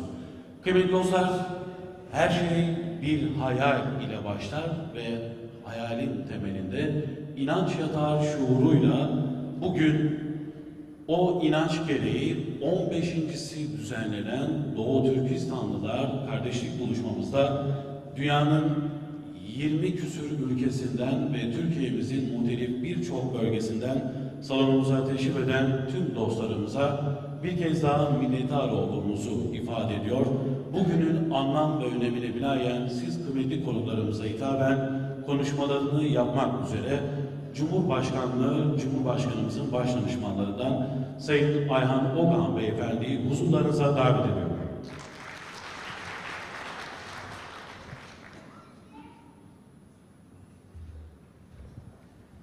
Sayın Bakanım, kıymetli hazirun, hanımefendiler, beyefendiler, yurt dışından gelen misafirlerimiz, hepinizi saygıyla selamlıyorum. Doğu Türkistan Bağımsızlık Hareketi'nin yurt içinden bugün yürüten arkadaşlar bu buluşmayı gerçekleştirdiler. Onları bir kez daha bu vesileyle tebrik ediyorum. Çünkü ortada bir başarı var. 15 yıl önce Türkiye'de Doğu Türkistan Hareketi birkaç birbiriyle selamlaşmayan ayrı değrekler, akıflar üzerinden yürüyen bir hareketti. Bugün ilk toplantılarını yaptıkları zamanı hatırlıyorum. 10 kişi, 15 kişi yurt dışından katılımlarla, küçük küçük hareketlerle başladı bu arkadaşlar. Daha sonrasında 15.'sini ulaştırdılar. Uluslararası birliği kurdular. Bu uluslararası birlik yurt dışında bir takım faaliyetlerini yürütüyor. Doğu Türkistan Uygur diasporasını toparlamaya başladılar. Bunlar küçük ama başarılı işler. Bu işleri yapmak kolay değil. O yüzden arkadaşları Hidayet Bey'i ve diğer destek veren bütün ekip arkadaşlarını, kıymetli aksakal hocalarımızı hepsini saygıyla, hürmetle selamlıyorum. Bu başarılarından dolayı da tebrik ediyorum. Yurt dışından değerlendirmeye bakarsak, Doğu Türkistan meselesi bir insan hakları meselesi olarak görmek, bu meseleyi küçültmek anlamına gelir. Doğu Türkistan meselesi bir bağımsızlık meselesidir. Adımız Uygur'dur, adımız Tatar'dır, adımız Kazak'tır, adımız Türkmendir, Özbek'tir. Hepimiz ayrı boydan ama aynı soydanız. Biz Türk'üz. İsmet Özel'in dediği gibi Türk bir ırkçılık anlamında söylemiyorum. Türk, Müslümanın kafirle savaşmayı göze alanına denir.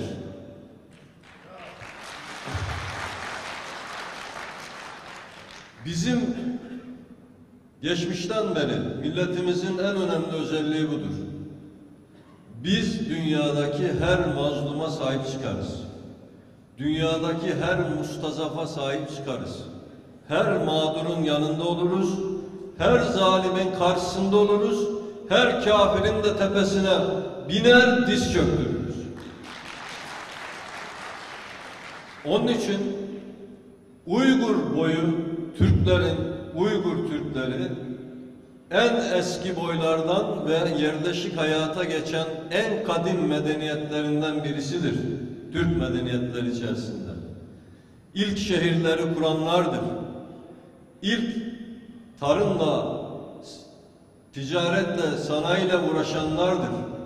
O açıdan Uygurlar ve Doğu Türkistan hiçbir zaman Çin'in bir parçası olmadı, olmamıştır, olmayacaktır. Biz hükümet olarak tek Çin politikasını destekliyoruz. Ama Doğu Türkistan hiçbir zaman tek Çin'in parçası olmayacaktır. Bunu diğer İslam ülkeleri de Çin'le olan ilişkilerinde dikkate almaları gerekir.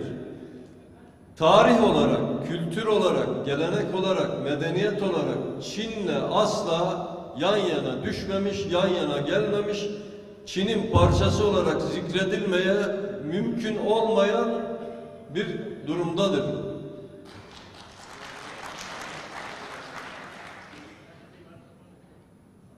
Bugün yeni bir dünya var.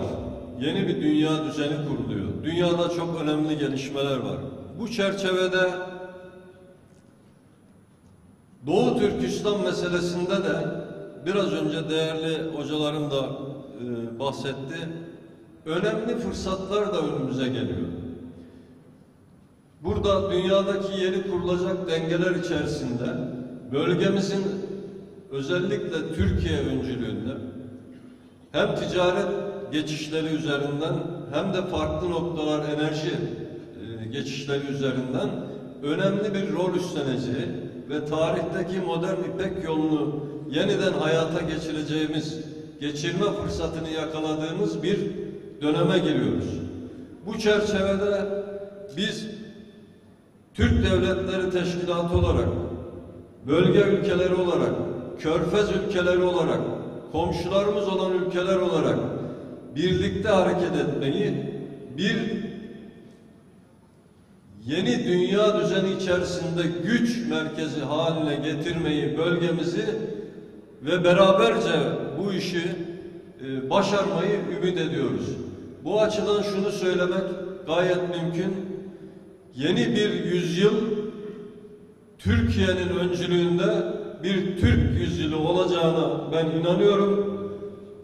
Orta Asya'daki Türk devletlerinin de dahil olduğu, Körfez ülkelerinin de dahil olduğu, bölgemizin liderlik edeceği bir dünya düzeninin şekilleneceği için çalışmalarımızı devam ettirmeliyiz.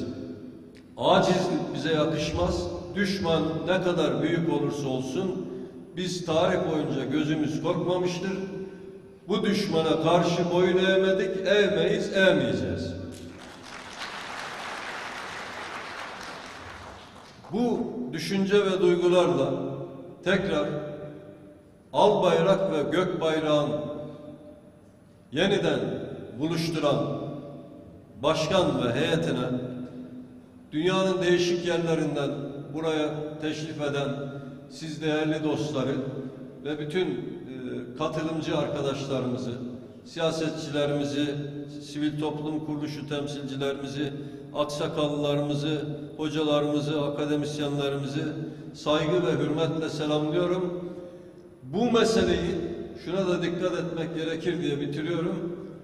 Biz Çin'le hesaplaşmaları üzerinden Doğu Türkistan'ın bağımsızlık meselesini kullanmaya çalışan ülkelerin ve istihbarat örgütlerinin mezesi haline de getirmeye müsaade etmeyeceğiz. Hepinize saygı ve hürmetle selamlıyorum.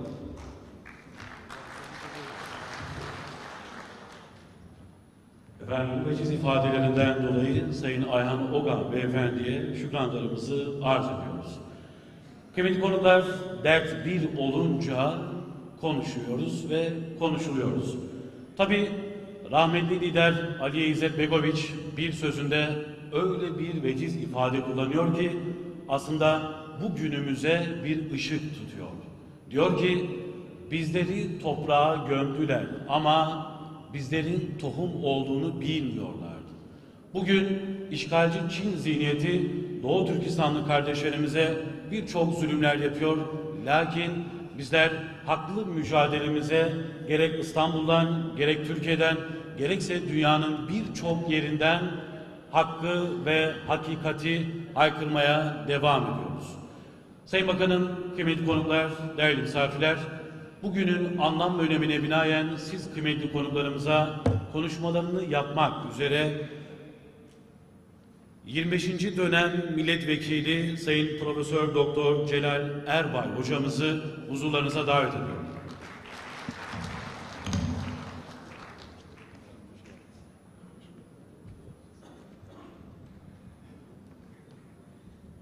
Hepinizi saygıyla, sevgiyle selamlıyorum. Uzaktan gelenler, yakından gelenler. Ama bilesiniz ki hepiniz gönülden geldiniz, gönülden. Selam olsun gönül dostlarına. Selam. Şimdi bakın. 3 dakika. Bozdur harca. Efendim,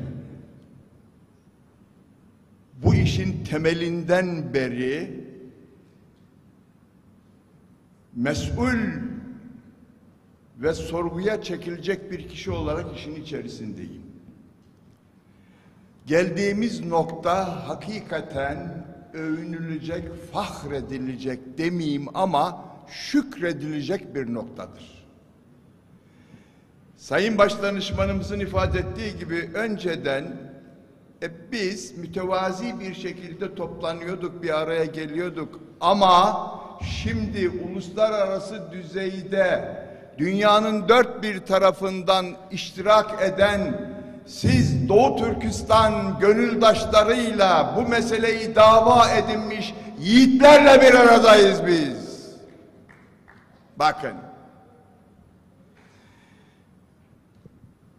Mekke tevhidin zulme uğradığı bir diyar. Onun öncüsü, gönüllerimizin sultanı işaret aldı Yaradan'dan. Yürüdü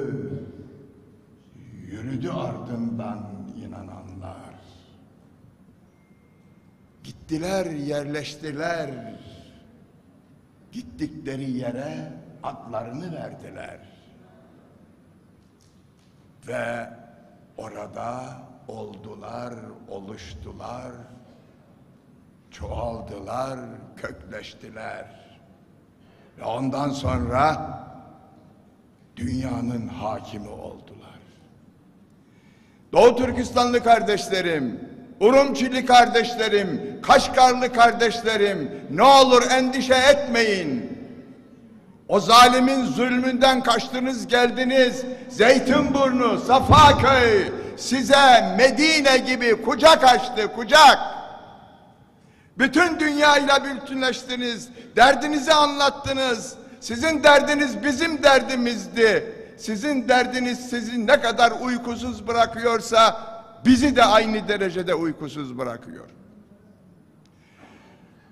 Kardeşlerimizin çektiği eziyet, zulüm 1945'teki Çin işgaliyle başlar. Çin'in hedefi piknik yapmaya gelmedi oraya. Oranın soğuk sularından, bulaklarından içmek için, su içmek için gelmedi. Orayı işgal edip halkını dönüştürmek için milli değerlerinden, harsından ve imanından uzaklaştırıp Çinlileştirmek için geldiler. Beyler, asimilasyonda iki önemli husus vardır. Beni iyi dinleyesiniz diye söylüyorum, hukuk felsefesiyle meşgul oluyor. Bir, yerleşik harsını unutturacaksın ona. İki, onun inancını değiştireceksin. Ama bu benim Doğu Türkistanlı kardeşlerim var ya, Uzaktan gelen misafirlerimiz siz dinleyin siz. 1206 buradadır. Öğrencim. Topladım onları odamda. Her birinin anasıyla bayram sabahı konuşturdum onları. Urumçi'deydi anam. Şimdi rahmete gitti 2010'da. Aradık anamızı. Nasılsın, iyi misin dedik. Balasının sesini duydu, heyecanlandı, gözü yaşlandı. Müjde verdi. Dedi ki, yakınlarından birisi bir yiğit dünyaya getirdi. İkinci haber, ablanın oğlu hafız oldu. Onlar ne yaparsa yapsınlar, onlar ne derse desinler. Onlar bizi etkileyemeyecekler. Ama bizim yapmamız gereken bir şey var. Bizim yapmamız gereken şey daha organize bir şekilde. Bakın daha organize bir şekilde.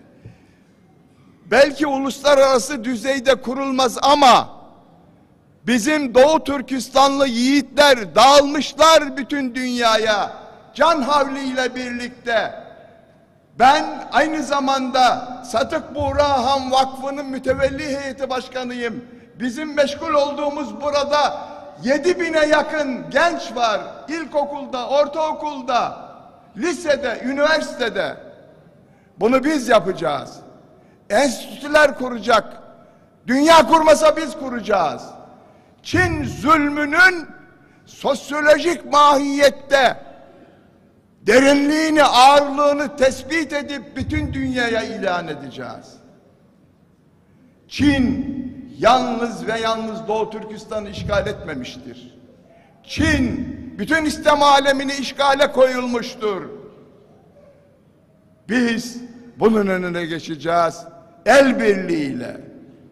Sizin de yardımınızla, sizin hassasiyetiniz buna en büyük yol verici bir mahiyet taşıyacaktır. Şunu hiç unutmayın. Devletler nasıl kurulur biliyor musunuz? Devletler önce gönüllerde kurulur, gönüllerde. Benim zaten göy bayrak gönlümde, gönderede, gönlümdeki gönderede çıkmış yukarıya doğru al bayrağı selam vererekten dalgalanıyor. Ve çile çekeceğiz. Çektiğimiz çile bir noktaya gelince Rabbim onun ayarını falan bilir. O her şeye kadirdir. Bakın her şeye kadirdir. Tek örnek. Ermenistan Başbakanı Paşinyan bir hata yaptı. Bir başka devletin devlet başkanı onu ziyaret etmek istedi. O da bir açıklamada bulundu. Gördüm seni. Gelme buraya dedi. Roma'nın verdiği bir karar var, seni tutuklattırırım. Ve ondan sonra o devre dışı kaldı. Ve karşısında oldu. Ondan sonra da İHA'lar, SİHA'lar Karabağ'da havalandı. 24 saat dolmadan zalimin zulmüne dur denildi. Rabbim büyüktür. Bu millet büyüktür. Biz bu şahsiyetle, bu teslimiyetle, bu imanla, bu birlik ve beraberlik içerisinde yürüyeceğiz. Birbirimizle kucaklaşacağız. Çin'in işgaline son verecek olan bizim Doğu Türkistanlı kardeşlerimizle beraber pekiştireceğimiz, yüreğimize yerleştireceğimiz sevgidir. O sevgiye size emanet ediyorum. Allah yar ve yardımcınız olsun. Kalın sağlıcakla.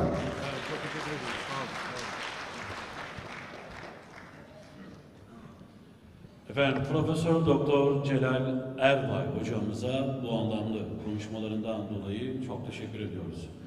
Kıymetli konuklar, değerli misafirler, şimdi de siz kıymetli Hazirun'a konuşmalarını yapmak üzere AK Parti 25. ve 26. dönem milletvekili Sayın Yasin Aktay Beyefendi'yi huzurlarınıza davet ediyorum.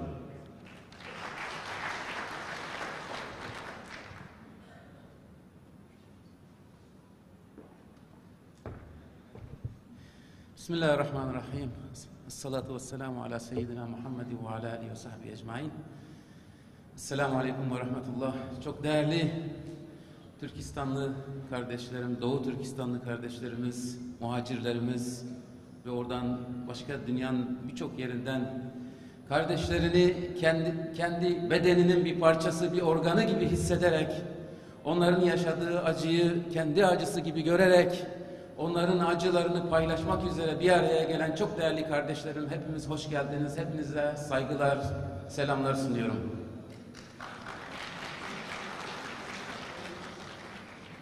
Doğu Türkistan meselesi. Sayın Genel Başkanımız hoş geldiler. Sayın Mustafa Desteci Beyefendi. Doğu Türkistan meselesi her şeyden önce aslında ümmetin meselesi. Sadece Doğu Türkistan meselesi değil, benden önceki bütün konuşmacılar ümmetin diğer meselelerine de değindiler. Bugün Filistin meselesi, Keşmir meselesi, Myanmar meselesi ve dahi İslam dünyasının aslında Hindistan'da şu anda ciddi bir Müslümanlara yönelik ciddi bir soykırım çabası, çalışmaları yürütülmektedir.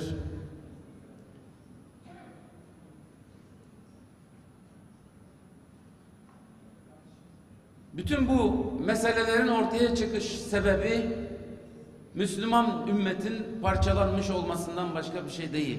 100 yıl önce bizi paramparça ettiler.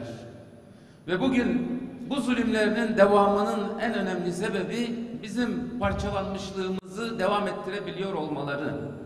Müslümanları Arapları Farslara, Hintlere düşman ettikleri, yabancılaştırabildikleri, birbirlerinden koparabildikleri ölçüde zulümlerinde devam ettireceklerdir. Bizi yalnız avlayacaklardır. Bizi yapayalnız bıraktıkları ölçüde bize istedikleri gibi hükmedeceklerdir. Onun için bu anlamlı toplantının adı Birlik Şurası. Doğu Türkistan Milli Birlik Şurası. Bu Milli Birlik Şurası kabul edelim ki Doğu Türkistanlı kardeşlerimiz kendi aralarında birleştikçe bir güç haline geldiler. Ve bugün 15.sine katıldığımız bu toplantı, bu birliğin her geçen gün biraz daha pekişmesi, bütün Doğu Türkistanlıları bir araya getirmesiyle mümkün olmaktadır. Ama biraz daha geniş dairede düşünelim. Bu birlik bütün İslam dünyasının ilgisini daha fazla çektiği ölçüde, bunu ümmetin bir parçası haline getirdiği ölçüde çok daha güçlü, sesi çok daha fazla güçlü çıkmaktadır. Ve inşallah bundan sonrası daha da fazla olacaktır. Benden önce konuşan çok değerli katılımcılardan Avrupa İslam Konseyi üyesi çok değerli kardeşimiz çok ilginç, çok enteresan, güzel bir şey söyledi. Dedi ki biz burada hep sorun üzerinde duruyoruz. Sorunun üzerinde durdukça hep ağlamış gibi oluyoruz. Hep böyle bir acılar üzerinde duruyoruz. Evet, onlar üzerinde durmak da önemlidir. Bunları çünkü üzerinde durmadığımız zaman orada bir sorunun olduğu dünyanın ilgisinden uzak kalmış oluyor, ırak kalmış oluyor. Sesinizi yükseltmediğiniz sürece orada bir sorunun olduğunu da kimse bilmez. Onun için sorunun üzerinde durdukça durmak lazım. Ama biraz da çözüm odaklı da olmak lazım. Stratejik de düşünmek lazım.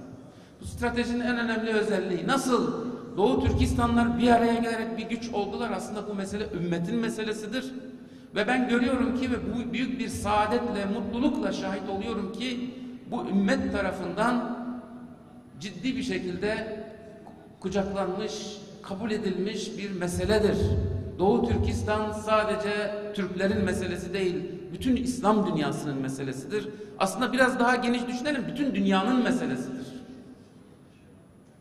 Nasıl Filistin meselesi bütün İslam dünyasının ve oradan bütün dünyanın meselesi ise, nasıl Keşmir meselesi bütün İslam dünyasının meselesidir ise ve öyle olması gerekiyorsa, Doğu Türkistan meselesi de bütün İslam dünyasının meselesidir ve böyle kabul etmek lazım ve stratejik olarak burada atılması gereken en önemli adım bunun İslam dünyasının birincil öncelikli meselesi haline getirilmesi.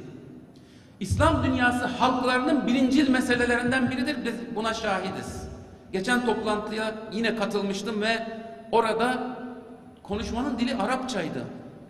Arap dünyasından çok geniş sayıda katılım vardı ve Uygurlar da Arapça konuşuyordu ve bunun Müslüman ümmetin bir sorunu, öncelikli, birincil bir sorunu olduğunun en önemli şahidi buydu.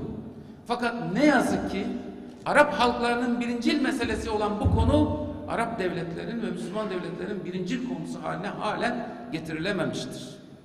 Böyle olması gerekiyor. Arap halklarının ve Müslüman bir Arap birliği var. Bir güçtür bu Arap birliği.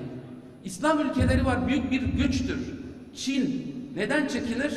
Çin insanlar sorunlarını dile getirdikçe burada insan hakkı sorunu var olduğu konusunda bütün ızdırapları hiçbir şekilde dinlemez.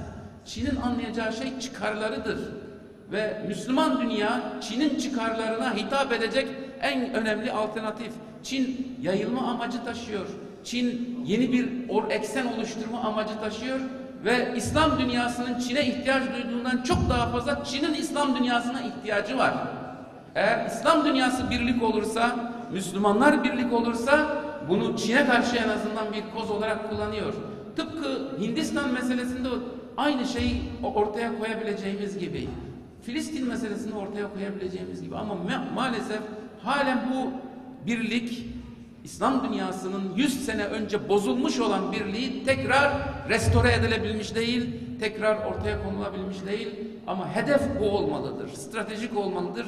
İslam birliğinden bir güç doğacaktır ve Çin, İslam 1-2 milyar Müslüman karşısında, nüfusu 2 milyara yaklaşan Müslüman nüfusunun gücü karşısında elbette ki yapacağını, yani gerekeni yapmak durumunda kalacaktır ve Doğu Türkistan'ın özgürlüğünü inşallah hep birlikte göreceğiz. Bu vesileyle çok uzattım herhalde. Çok teşekkür ediyorum. Allah razı olsun. Selamünaleyküm. Çok teşekkür ederiz. Efendim bu veciz ifadelerinden dolayı kıymetli milletvekiline şükranlarımızı arz ediyoruz. Değerli dostlar, kıymetli konuklar, tabii programımızın başlangıcında kıymetli dostlarımızın da destekleriyle ve katkılarıyla birlikte programımızda yaklaşık 27 konuşmacı olacağından dolayı hep veciz ifadeler, kısa konuşmalar yapmak üzere sizlerle anlaşmıştık. Bu hususta anlaşma hususuna riayet ettiğiniz için sizlere minnettar olduğumuzu ifade ediyoruz. Tabii derdimiz bir, konuşacağımız birçok konu var ama bu hususta hep veciz ifadeleri kullanmak ve anlamlı ifadeleri buradan dünyaya haykırmak oldukça önemli olduğunu düşünüyoruz.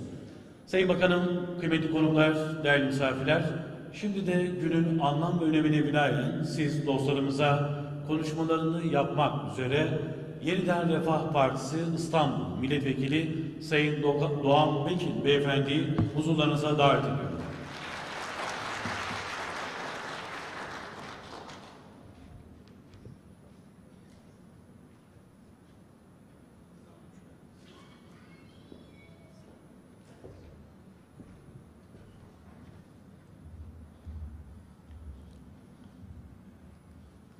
Bismillahirrahmanirrahim.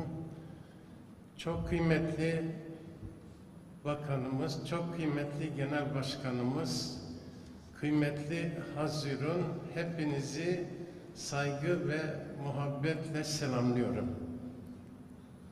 Elbette ki bugün ortak sorunumuz olan Doğu Türkistan konusunda yeniden bir araya toplanmış bulunuyoruz.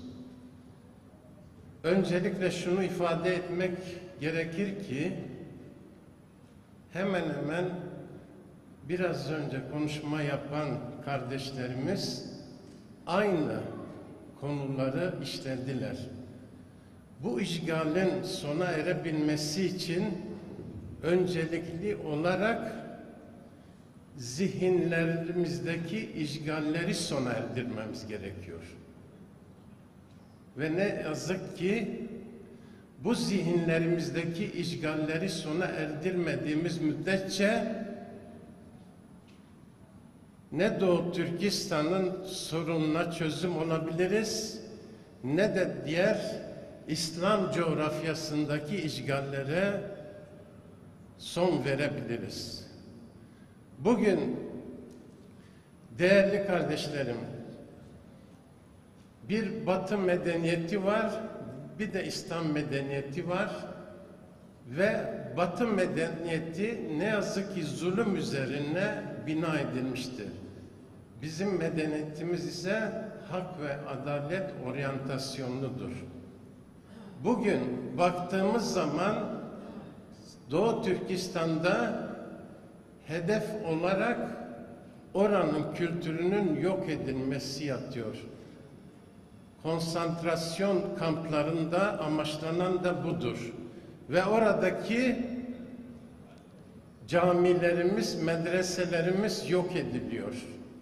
Keza Hindutva ideolojisiyle hareket eden Hindistan'da da Müslümanlar üzerinde benzer baskılar uygulanıyor.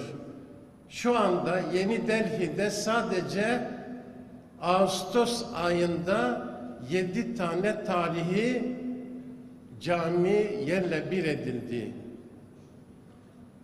Ve ne yazık ki bu konuda Müslümanlar tepkisiz ve Müslümanlar bunlardan bir haber durumdadır. Osmanlı Devleti kurulmadan önce kurulmuş olan bu camiler bir bir yıkılıyor. Sayın Cumhurbaşkanımız G20 zirvesi için Yeni Delhi'ye hareket etmeden önce yaptığımız basın açıklamasında özellikle kendilerinden ricada bulunduk. Osmanlı Devleti kurulmadan önce Türk sultanları tarafından kurulan Kuvvetül İslam Camisi'ni ziyaret etmesini kendilerinden rica ettik. Ve orada Müslümanlar, 200 milyon Müslüman ibadet edemiyor, yasaklı. Ve bugün olmazsa yarın bu cami de diğer camilerin aynı duruma düşecek ve yıkılacaktır. Bunlardan çok büyük dersler çıkarmamız lazım ve 1. Yalta'da oluşturulan beşli güvenlik sistemi Birleşmiş Milletler'deki ne yazık ki bütün Müslümanları dışlayıcı bir hal almış vaziyettedir. 2 milyara yakın Müslüman şu anda onların nazarında yok hükmündedir. Ve bizleri amip gibi sürekli olarak bölmekte ve ayrıştırmakta ve bizleri birbirimize düşman kardeşler haline dönüştürmeye çalışmaktadırlar. Sırf kendilerinin egemenlikleri ortadan kalkmasın diye bütün bunlara atıyorlar. Bütün bu adımları atıyorlar. Bizim yapmamız gereken şey, demin de ifade ettiğim gibi, bir an önce 2. Yalta Konferansı'nın oluşturulması ve Birleşmiş Milletler'deki dengesizliğin ortadan kaldırılması için mutlak suretle Türkiye Cumhuriyeti'nin Güvenlik Konseyi'nde temsil edilmesini sağlamaktır.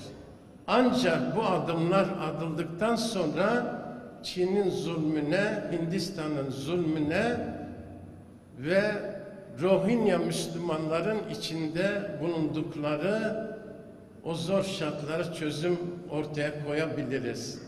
Bu konuda Müslümanların birliğine her zamankinden daha büyük ihtiyaç duyulduğunu bir kez daha ifade eder. Hepinizi saygıyla selamlıyorum. Esselamun Aleyküm.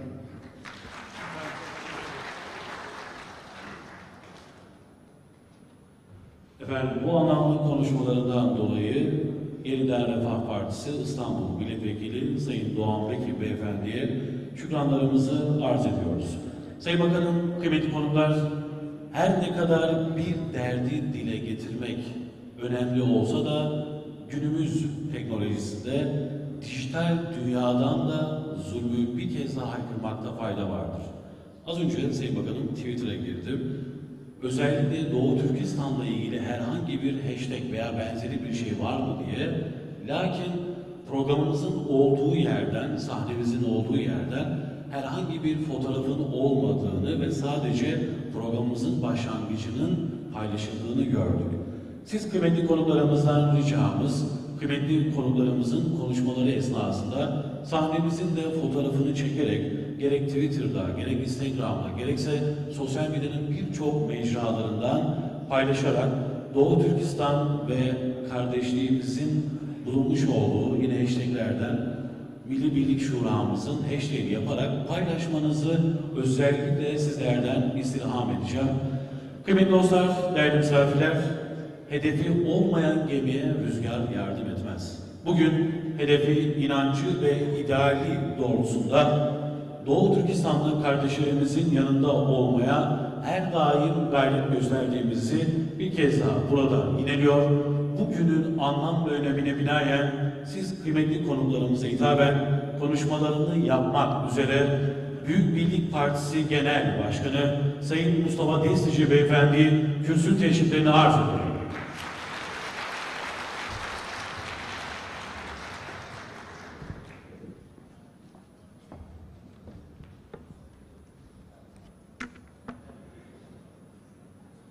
Sayın Bakan Yardımcım, kıymetli milletvekillerimiz, Marif Vakfımızın kıymetli başkanı, kıymetli misafirler, kıymetli dostlar ve özellikle Türk ve İslam coğrafyamızın ve dünyanın farklı bölgelerinden bugün buraya kardeşlik toplantısı için ve Doğu Türkistan Milli Birlik Şurası için gelmiş bulunan Doğu Türkistanlı kardeşlerim, Doğu Türkistan sevdalıları, öncelikle cümlenizi sevgiyle, saygıyla, hürmetle, muhabbetle ve Yüce Allah'ın selamıyla selamlıyorum. Selamun aleyküm. Allah'ın selamı, rahmeti, bereketi, mağfireti sizlerin ve yeryüzündeki tüm kardeşlerimizin üzerine olsun. Paris'te 2018 yılında katılmış olduğumuz Doğu Türkistan Bağımsızlık Şurası'ndaki benzer bir havayı bugün burada da görüyorum. Hem şahsım olarak hem Büyük Birlik Partisi camiası olarak Doğu Türkistan'la ilgili hangi mesele olursa olsun, hangi talep bize ulaşırsa ulaşsın, nereye davet edilirse gidilsin, davetin sahibinin kim olduğuna dahi bakmadan biz her zaman Hidayet kardeşimle, diğer arkadaşlarımız da bilir, biz her zaman bu davanın, bu dava sahiplerinin hep yanında durduk, yanında olduk. Bundan sonra da yanında olmaya, yanında durmaya devam edeceğiz.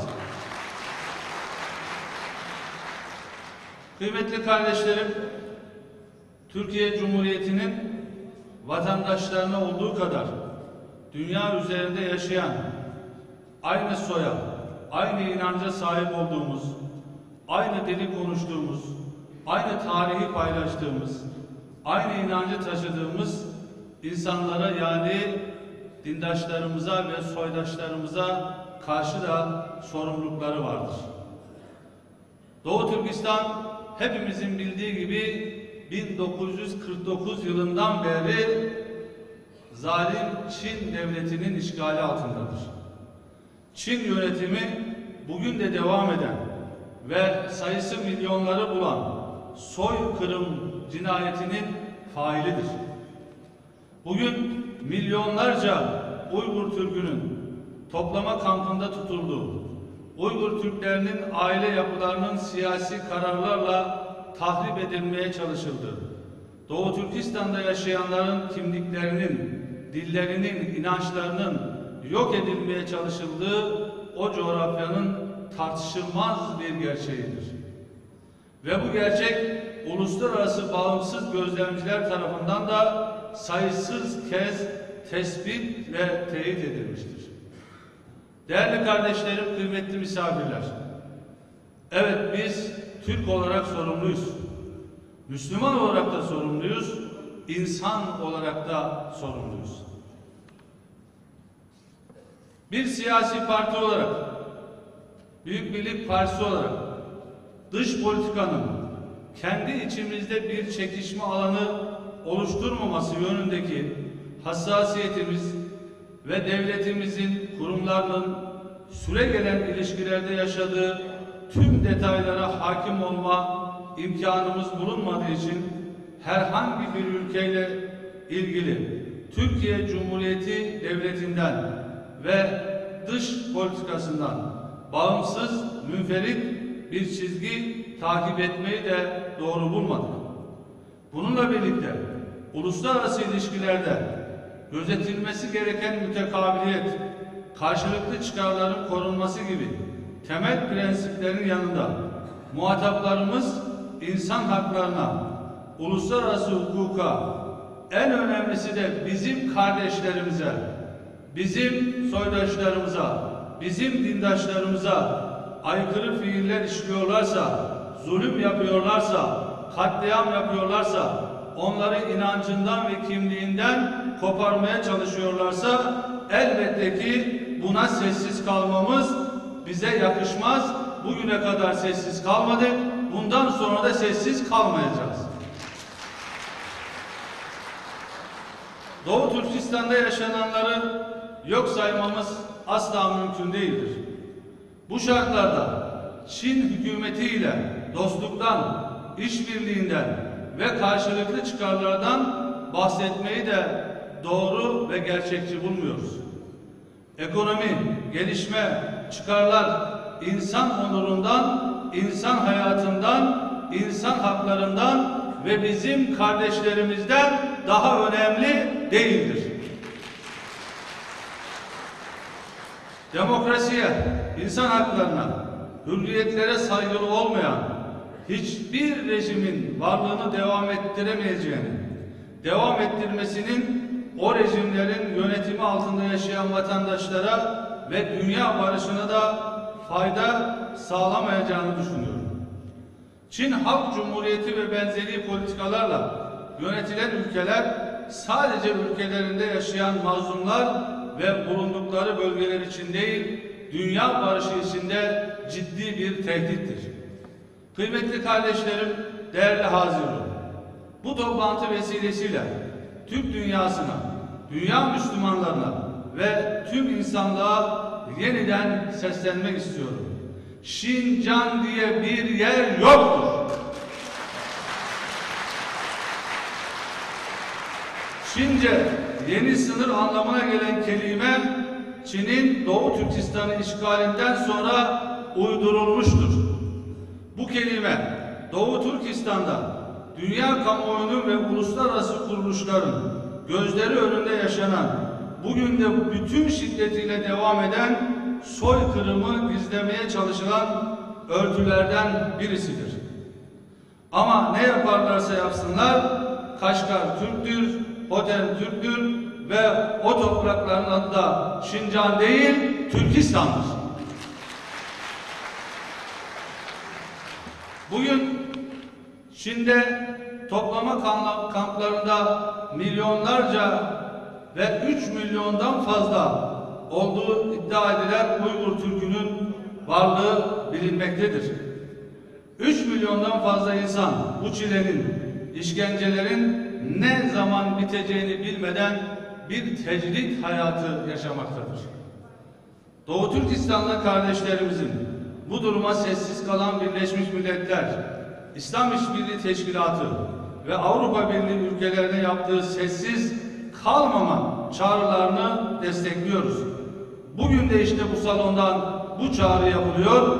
Biz de bu çağrının yanındayız ve onun için bugün sizlerle birlikte Doğu Türkistanlı kardeşlerimizle birlikte Doğu Türkistan davasının yanındayız.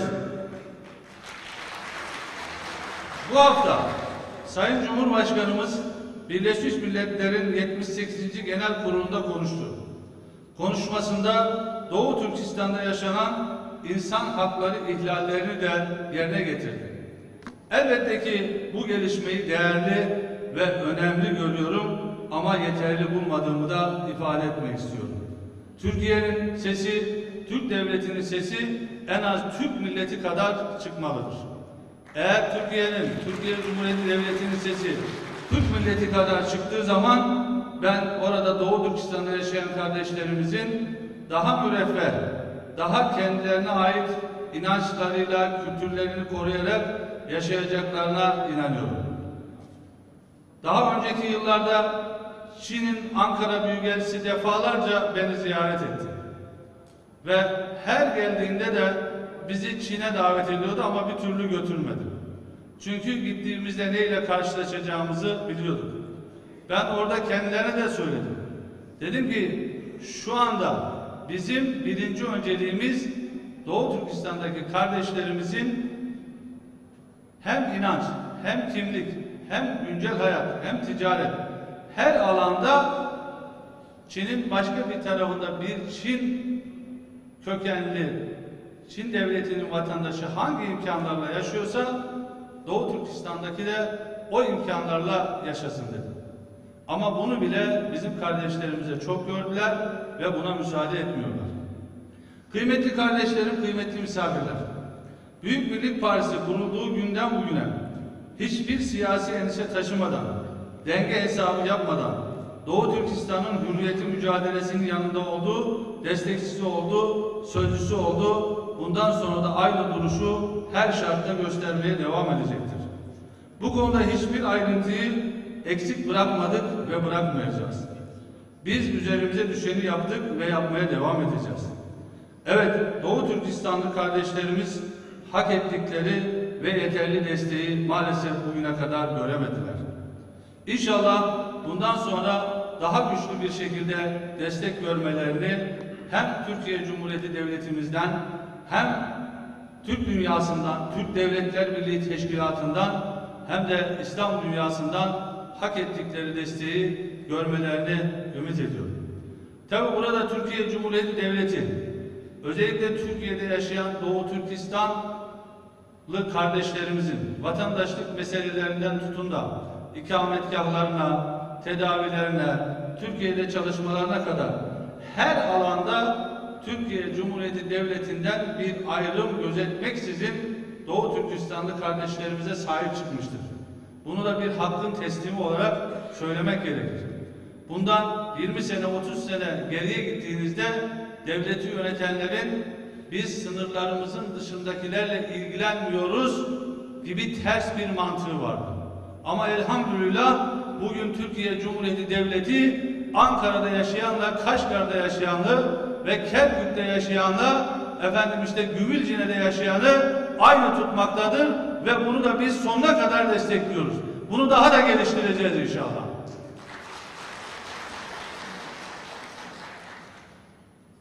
Bütün bu şartlara rağmen sizler mücadelenizden vazgeçmediniz ve vazgeçmeyeceksiniz.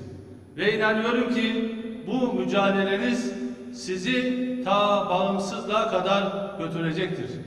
Biz elbette al bayrağın da nazlı tazlı bağımsız Doğu Türkistan'ın üzerinde semalarında dalgalandığı günleri de inşallah Cenab-ı Hak bizlere gösterecektir.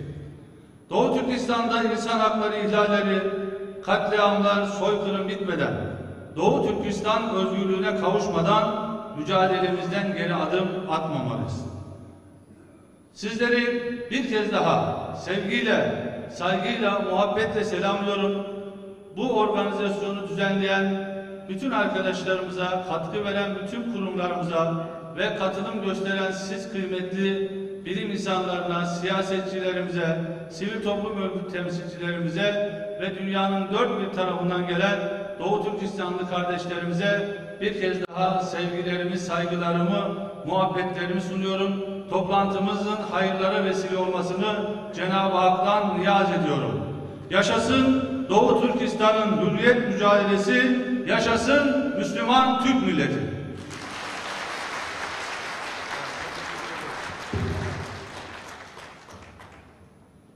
Efendim, Büyük Birlik Partisi Genel Başkanı Sayın Mustafa Destici Beyefendi'ye bu anlamlı konuşmalarından dolayı çok teşekkür ediyoruz.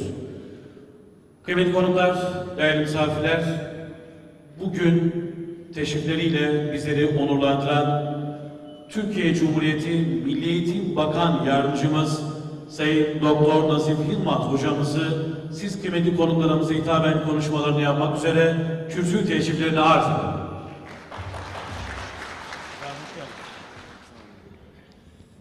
Bismillahirrahmanirrahim. Sayın Genel Başkanım, Doğu Türkistan Marif Derneği'nin kıymetli başkanı, değerli vekillerim, değerli davetliler, yurt dışından temsilen iştirak eden kıymetli misafirlerimiz ve Doğu Türkistan davasının, gök bayrağın, al bayrağın sevdalıları, kıymetli kardeşlerim. Sayın Genel Başkanım, dediler ki büyükler önce konuşur dediler. Onun için bugün ben kendi zihnimden hep Doğu Türkistan davasına gönüllü vermiş konuşanlar hep büyükler kabul ettim. Doğu Türkistan protokolüne göre. Dolayısıyla ben de sözlerimi çok uzatmadan bazı duygu ve düşüncelerimi kısaca ifade etmek istiyorum. Efendim, Doğu Türkistan meselesi kanayan bir yaramız ve dinmeyen bir yaramız. Özellikle o davada mücadele vermiş 3 efendi olarak ismi geçen İsa Yusuf Alptekin, Mesut Sabri ve Mehmet Buğra efendiler ve bu mücadeleyi bugün de devam ettiren hem orada hem burada gönül veren aziz dostlarımız bize bir emanet bırakıyorlar, miras. Bu miras bağımsızlık mücadelesi ve zulme karşı dillerine ve dinlerine sahip çıkarak orada varlıklarını ortaya koymanın bir mirası. Elbette bu mirasa sahip çıkmak hepimizin görevi. Önce insan olarak görevimiz, sonra soydaşlarımız ve Müslüman kardeşlerimiz olarak görevimiz. Bu açıdan benim kanaatim bu bilincin nesillerimizde oluşturulması için çaba sarf etmemiz gerekiyor. Onun için de az önce Celal Hocam ifade ettiler.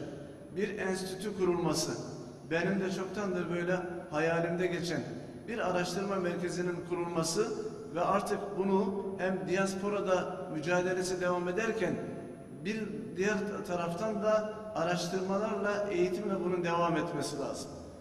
İnanıyorum ki ben buna burada bulunan değerli vekillerimizin, kıymetli akademisyenlerimizin, Sayın Genel Başkanımızın ve diğer misafirlerimizin desteğiyle bir üniversitenin bünyesinde enstitü kurulması, ayrıca Doğu Türkistan Araştırmaları Merkezi adıyla da sivil bir müessesenin kurulması ve burada çok yönlü araştırmaların yapılarak hem Doğu Türkistan'ın her yönden tahlil edilmesi hem de Doğu Türkistan meselesinin bütün dünyaya anlatılabilmesi için siyaseten veyahut da diğer mecralarda mücadelesi için aslında bir yol haritasının ortaya konulması lazım. Bundan bir yıl önce yine bir çalışmada dile getirmiştim. Bizim çocuklarımız Doğu Türkistan'ın kahramanlarını ve Türkistan diyarında yetişmiş olan büyüklerimizi o coğrafyanın özelliğiyle beraber tanıması lazım. Bunun için de kanaatimce romanlar ve hikayeler yazılarak, çocuklarımızın bunları okuyarak, resimlendirilerek bir bilincin oluşturulması gerekiyor. Şu bir hakikat ki bugün gençlerimizin ve nesillerimizin Doğu Türkistan meselesini medyadan aktarılabildiği kadarıyla bir bilgiye sahipler. Ama bizim şuradaki bu güzel meclisimizin aslında çok boyutlu çalışmalar yaparak bunu çocuklarımızın ve gençlerimizin, üniversite gençliğimizin gündemde tutması ve bununla ilgili bir bilinç oluşturması için çaba sarf etmesi gerekiyor. Ben bu kanaatlerimi ifade ederek bu meseleyi dert edinmiş, dünyanın farklı yerlerinden buraya gelen, iştirak eden aziz dostlarımızı, dava gönüldaşlarımızı gönülden selamlıyorum. Ve bu iki bayrağımızın, gök bayrağımızın, al bayrağımızın kardeşlik duygusu içerisinde Türkiye'mizin her zamanki dik durduğu gibi Sayın Cumhurbaşkanımızın liderliğinde mazlumun yanında, zalimin karşısında ve inşallah inanıyorum ki Türkiye yüzyılı Doğu Türkistan'ın da bağımsızlığını elde ettiği ve Doğu Türkistan'da zulmün sona erdiği bir yüzyıl olacak. Ben özellikle az önce ifade ettiğim gibi çocuklarımızda, gençlerimizde bilinç oluşturmak için daha sistematik, daha planlı ve daha akademik anlamda çalışmalarla bu mücadelenin yürütülmesi kanaatimi yineleyerek sözlerimi tamamlıyorum. Allah'a emanet olunuz. Efendim Sayın Bakanımıza bu anlamda konuşmalarından dolayı çok teşekkür ediyoruz. Kıymetli Hazırun, programımızı burada nihayete erdirmiş olacağız. Sabahtan bu yana 27 konuşmacı ve 27 farklı anlam yükleyerek dünyaya mesajımızı iletmiş olduk. Bir kez daha Allah her birinizden razı olsun. Sizlere özellikle şükranlarımızı arz ediyoruz. Kıymetli konuklar, şimdi bir aile fotoğraf çekimi olacak. Sayın Bakan Yardımcımızı, Sayın Büyük Birlik Partisi Genel Başkanımızı ve çok kıymetli protokol üyelerimizi, Sayın Milletvekillerimizi huzurlarınıza sahneye davet ediyorum. Lütfen buyursunlar.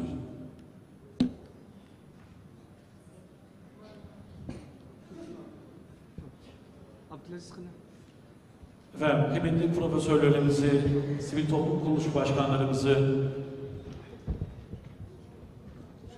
Türkiye diasporası liderlerini, çok kıymetli büyüklerimizi, dernek başkanlarımızı sahneye davet ediyorum. Lütfen buyursunlar. Günün ana bölümlerine ait bir fotoğraf çekimi olacak. Efendim, Temmuz 2009'da ilki başlatılan Türkiye Doğu Türkistan Marif Derneği tarafından başlatılan Dünya Doğu Türkistanlılar Kardeşlik Buluşmamızın 15.sini İstanbul'da bir kez daha düzenlenmiş oldu. Ve 6. Doğu Türkistan Milli Birlik Şura'mızı da bu vesileyle gerçekleştirmiş olduk. Bir kez daha dünyanın birçok ülkesinden, Türkiye'mizin muhtelif illeri ve ilçelerinden salonumuza, programımıza teşrif eden tüm hanımefendilere, beyefendilere ve geleceğimizin teminatı olan genç kardeşlerimize yürekten çok ama çok teşekkür ediyoruz. İyi ki varsınız diyoruz ve hep birlikte yaşasın bağımsız Doğu Türkistan diyoruz. Kimse bir şey yok.